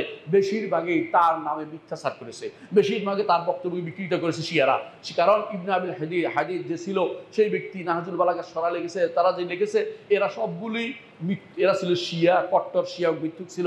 এদের দ্বারা এটা গ্রন্থ রচিত হয়েছে। এই গ্রন্থ আমাদের অনেক ইউনিভার্সিটিতে পড়ানো হয়। অনেকেই নাহজুল বালাগে দলিল দেয়, নাহজুল বালাগা দেখতে অনেক খুশি হয়। নাহজুল বালাগা খুশি হওয়ার কিছু নেই, শিয়াদের রচনা এবং মিথ্যা বর্ণনা সেটা ভর্তি। এই জন্য আপনারা তা থেকে কখন মনে রাখবেন তিনি ফাসিহ ছিলেন, কিন্তু তার অনেক বক্তব্য আছে। আহলে সুন্নাহ ওয়াল জামাতের কিতাবে তার যে সমস্ত শেয়ার আছে, কবিতা আছে অনেক বেশি। তিনি আলেম ছিলেন, ফাসিহ ছিলেন, বাগ্মী ছিলেন, কোনো সন্দেহ নাই। তার সেগুলি আমরা গ্রহণ করি, শিয়াদের কোনো বক্তব্য আমরা গ্রহণ করব না। তিনি একদিকে দান করতেন, এগুলি সবই আমরা গ্রহণ করব। কিন্তু যে সমস্ত জিনিস তাকে বলা যাবে না সেগুলি বলে আমি আমার খোদ্দা শেষ করবো। 1 নম্বর হচ্ছে আলী ইবনে আবি তালেব। আমি একবারও কাররামাল্লাহু ওয়াজহাহু বলিনি, তাই না? কেন বলিনি? কারণ কাররামাল্লাহু ওয়াজহাহু আলাদাভাবে বলা অর্থ হচ্ছে আমি আলাদা একটা স্বীকৃতি ডিগনিটি দিয়েছি, আলাদা একটা ডিগনিটি দিচ্ছি। কেন তারা এটা বলে আপনার জানা দরকার। তারা বলে যে আলী ইবনে আবি তালেব যেন কখনো তিনি কোনো মূর্তির সেজদা করেন নাই। মূর্তিকে সেজদা করবেন তার বয়সও হয় না, ইসলাম গ্রহণ করে ফেলেছেন, এটাই কথা। মূর্তিকে সেজদা করার কোনো প্রমাণ আমরা তার কাছে পাই না। এটাকে আলাদাভাবে কাররামাল্লাহু ওয়াজহাহু বলার কোনো দরকার নেই। কারণ এমন কোনো প্রমাণ কেউ দেখাতে পারবে না যে আবু বকর রাদিয়াল্লাহু আনহু কোনোদিন মূর্তিকে সেজদা করেছে। কারণ জাহেলি যুগেও অনেক মানুষ ছিল মূর্তি ঘৃণা করতো, আবু বকর রাদিয়াল্লাহু আনহু তাদের মধ্যে একজন ছিলেন। সুতরাং কেউ যদি বলে যে স্পেশালি আমরা কাররামাল্লাহু ওয়াজহাহু ওনাকে বলবো, অবশ্যই সেটা ভুল হবে এবং সেটা আমাদের বলা যাবে না। এই জন্য কোনোদিন কেউ লিখবেন না, মুখেও বলবেন না, রাদিয়াল্লাহু আনহুম ওয়া আরদাহুম বলবেন। দ্বিতীয় যে জিনিসটি বলা যাবে না, অনেকে বলে ইমাম আলী, স্পেশালি ইমাম ওনাকে বলা হবে কেন? আবু বকরও ইমাম, ওমরও ইমাম, ওসমানও ইমাম, আলী রাদিয়াল্লাহু আনহু ইমাম, কোনো সন্দেহ নাই। যদি ইমাম বলতে হয় সবাইকে বলতে হবে, আর না বললে স্পেশালি বলার অর্থ হচ্ছে শিয়াদের মতামত আপনি গ্রহণ করছেন। কারণ আল ইমাম যখন বলা হয় স্পেশালি তাকেই বোঝানো হচ্ছে আপনাদের কাছে এটা আপনাদের জন্য ঠিক নয়। কারণ এই ইমামতের এই সিস্টেমটা ইসলামে নাই। ইমামতের যে সিস্টেমটা ইসলামে আসে তা হচ্ছে আবু বকর ইমাম, ওমর ইমাম, ওসমান ইমাম, আলী ইমাম এবং হাসান ইমাম। এরপরে হচ্ছে হাসানের পরে হচ্ছে মুআবিয়া রাদিয়াল্লাহু ইমাম। এই ইমাম অর্থ হচ্ছে খলিফা, খলিফাতুল মুসলিমিন। আলাদা কোনো এমন ইমাম নাই যার রাজত্ব নাই। কেউ যদি বলে আমি শাসক এবং তার রাজত্ব নাই, সেই ইমাম ইসলামে গ্রহণযোগ্য না। এই জন্য আপনারা জানেন যে হাসানের পরে কেউ রাজত্ব করে নাই। এদেরকে ইমাম, এরা ইমাম যদি দিনের ইমাম বলা হয় ঠিক আছে, দিনের ইমাম আবু বকর ইমাম, ওসমানও ইমাম, ওমরও ইমাম, এরা সবাই ইমাম, সাহাবায়ে কেরাম প্রত্যেকে ইমাম। কিন্তু স্পেশালি যদি কোনো বলা হয় ইমাম আলী, তাহলে বুঝতে হবে যে তার মধ্যে শিয়ত গালেব আসছে, অর্থাৎ তার মধ্যে শিয়াইজম চলতেছে, সে এখনো দিনের সঠিক ধারায় আসতে পারেনি। অনেকে বলে আলী আলাইহিস সালাম, আহলে বাইতের ব্যাপারে আলাইহিস সালাম কেউ কেউ কোনো আলেম লিখলেও, এমনকি ইমাম বুখারী যদি কোনো তার কিতাবে উল্লেখ করেছেন, কেউ কেউ বলেছেন, আমরা জানি না সেটা কি ইমাম বুখারীর বক্তব্য নাকি নাসাখ যারা নষ্ট করতো, কিতাব লিখতো, তাদের পক্ষ থেকে সে ঢুকে গেছে কিনা। কারণ এখনো অনেক কিতাবের ভিতরে, যখন লেবাননে অনেক কিতাব ছাপা হয়, সেই লেবাননের কিতাবের মধ্যে দেখবেন যে অনেক গ্রন্থের ভিতরে আলীর পরে আলাইহিস সালাম লিখে দিবে। এরা আপনাকে জিজ্ঞাসাও করবে না, কারণ আমরা খোঁজ নিয়ে দেখেছি সেখানে যারা যে লেখে, যারা যেগুলি মুদ্রা যারা করে মুদ্রাক্ষরিক বলে ওরা তাদের লেখে যারা, ওদের অধিকাংশই কিন্তু শিয়া। কারণ লেবাননের শিয়া আছে, ওরা কি করে যখনই আলী ভাই আলাইহিস সালাম, হুসাইন ভাই আলাইহিস সালাম এগুলি লাগাই দেয়, এবং যখন আলে বাইতের কাউকে ভাই আলাইহিস সালাম লাগাই দেয়, হতে পারে এরা এই গোষ্ঠীর লোক, এরা এগুলি করেছে। কারণ ইসলামের মধ্যে আলাইহিস সালাম শুধুমাত্র ইসলামের নীতি অনুসারে শুধুমাত্র পাবে কারা, নিয়ম নীতি বদলানো যায় না। নিয়ম নীতি আপনি নিজে একটা বানিয়ে ফেলতে পারবেন না। নিয়ম যেভাবে আসছে সেভাবে। আলাইহিস সালাম আসবে আম্বিয়াদের জন্য, নবীরা শুধুমাত্র আলাইহিস সালাম আসবে, অন্যদের জন্য এভাবে আলাইহিস সালাম ব্যাখ্যা ব্যবহার হয় না। কি ব্যবহার হবে? রাদিয়াল্লাহু আনহুম যদি সাহাবায়ে কেরাম হয়, যদি তাবেঈন বা পরবর্তী লোকেরা হয়, তাদের রাহিমাহুল্লাহ ও আর রাহমাহুল্লাহ বলবেন। অর্থাৎ নিজের পক্ষ থেকে বানিয়ে কোনো কথা আপনার পক্ষ থেকে সেখানে নিজের একটা পরিভাষা বানাতে পারবেন না। স্পেশালি এটা ইসলাম অনুমোদন করে নাই। যদি করতো রাসূলুল্লাহ সাল্লাল্লাহু আলাইহি ওয়াসাল্লাম সেটা আমাদেরকে জানিয়ে দিতেন। প্রিয় ভাইয়েরা, অনেক হাদিস তারা বর্ণনা করে থাকে। সে হাদিসগুলির একটা হচ্ছে যে আনা মদিনাতুল ইলম আলিউম বাবুহা, আমি এলমের শহর, আলী তার দরজা। এটা একটা মিথ্যা বানোয়াট হাদিস। এটা রাসূলুল্লাহ সাল্লাল্লাহু আলাইহি ওয়াসাল্লাম বলেন নাই, এটা মানুষ বানোয়াট করে চালু করেছে। এটা চালু করেছে আলী রাদিয়াল্লাহু আনহু, যে আসল মর্যাদা সেটাকে ঢাকনা দেওয়ার জন্য নিজের পক্ষ থেকে এরা মর্যাদা বানাচ্ছে। মর্যাদা বাড়ানোর দরকার নেই। আলী ইবনে আবি তালিব রাদিয়াল্লাহু আনহুকে আল্লাহ এবং তার রাসূল অনেক মর্যাদা দিয়েছেন, এবং সেই মর্যাদা আমরা সেগুলি আলোচনা করব। দ্বিতীয়ত, কেউ কেউ বলে আলী রাদিয়াল্লাহু আনহু, রাসূলুল্লাহ সাল্লাল্লাহু আলাইহি ওয়াসাল্লাম একদিন তিনি তার কাছে একটা পাখি রান্না করা ছিল। এখন তিনি দোয়া করলেন যে আলী যেন আসে, কেউ যেন আসে আমার এই পাখি যে খাওয়ার জন্য, যে আসবে সে জান্নাতি, এই কথা ঘোষণা করছে। এবং তখন আলী ঢুকছে এবং তিনি সেই গোস্ত খাইছেন, পাখির গোস্ত খাইছেন। এই কথা শিয়ারাই বানিয়েছে, এগুলো মুসলিমরা বলে না। এগুলো হচ্ছে বানোয়াট কথা, এগুলো আবেগ দিয়ে কথা পরিচালনা কথা। আবার কেউ কেউ বলে যে আলী রাদিয়াল্লাহু আনহু তিনি রুকু অবস্থায় সদকা করেছেন। রুকু অবস্থা, নামাজের ভিতরে সদকা করা, এটা দেখা যায় হুম রাকিউন যে একটা আয়াত আছে, অর্থাৎ তারা সদকা করে রুকু অবস্থাতেও। এই জন্য এটাকে নিয়ে তারা বলছে এটা আলী করেছেন, এটাও মিথ্যাচার কথা। এদের আরেক মিথ্যাচার হচ্ছে সমস্ত দরজা বন্ধ করে দাও, রাসূল বলেছেন আলীর দরজা খোলা থাকবে, এটাও মিথ্যাচার করেছেন। কারণ রাসূলুল্লাহ সাল্লাল্লাহু আলাইহি ওয়াসাল্লাম মৃত্যুর সময় তিনি বলেছেন আবু বকরের দরজাটা খোলা রাখো, আর কারো দরজা তুমি আলাদা খোলা রাখিও না। মসজিদ নববীতে ছোটো ছোটো খিড়কি ছিল যেখানে ঢুকতো, তিনি বলগুলো বন্ধ করতে বলেছেন। শিয়ারা যখন দেখলো যে আবু বকরের কথা এসে গেছে, বাধ্য হয়ে তখন একজন বানিয়ে নিল যে তা আলীর দরজাটা খোলা রাখা, একটা হাদিস বানাইছে।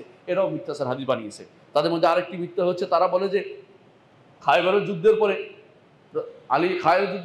যুদ্ধের সময় আলী ইবনে আবি তালিব যে কিল্লার দরজা টান দিয়ে ধরে যখন বের হয়ে এটাকে ঢাল হিসেবে ব্যবহার করেছেন, সেটা পরবর্তী 40 জনও উঠাইতে পারে নাই। এটা পুরোটাই মিথ্যা কথা, এমন কোনো ঘটনা ঘটেনি। এগুলো হচ্ছে শিয়াদের বর্ণনা।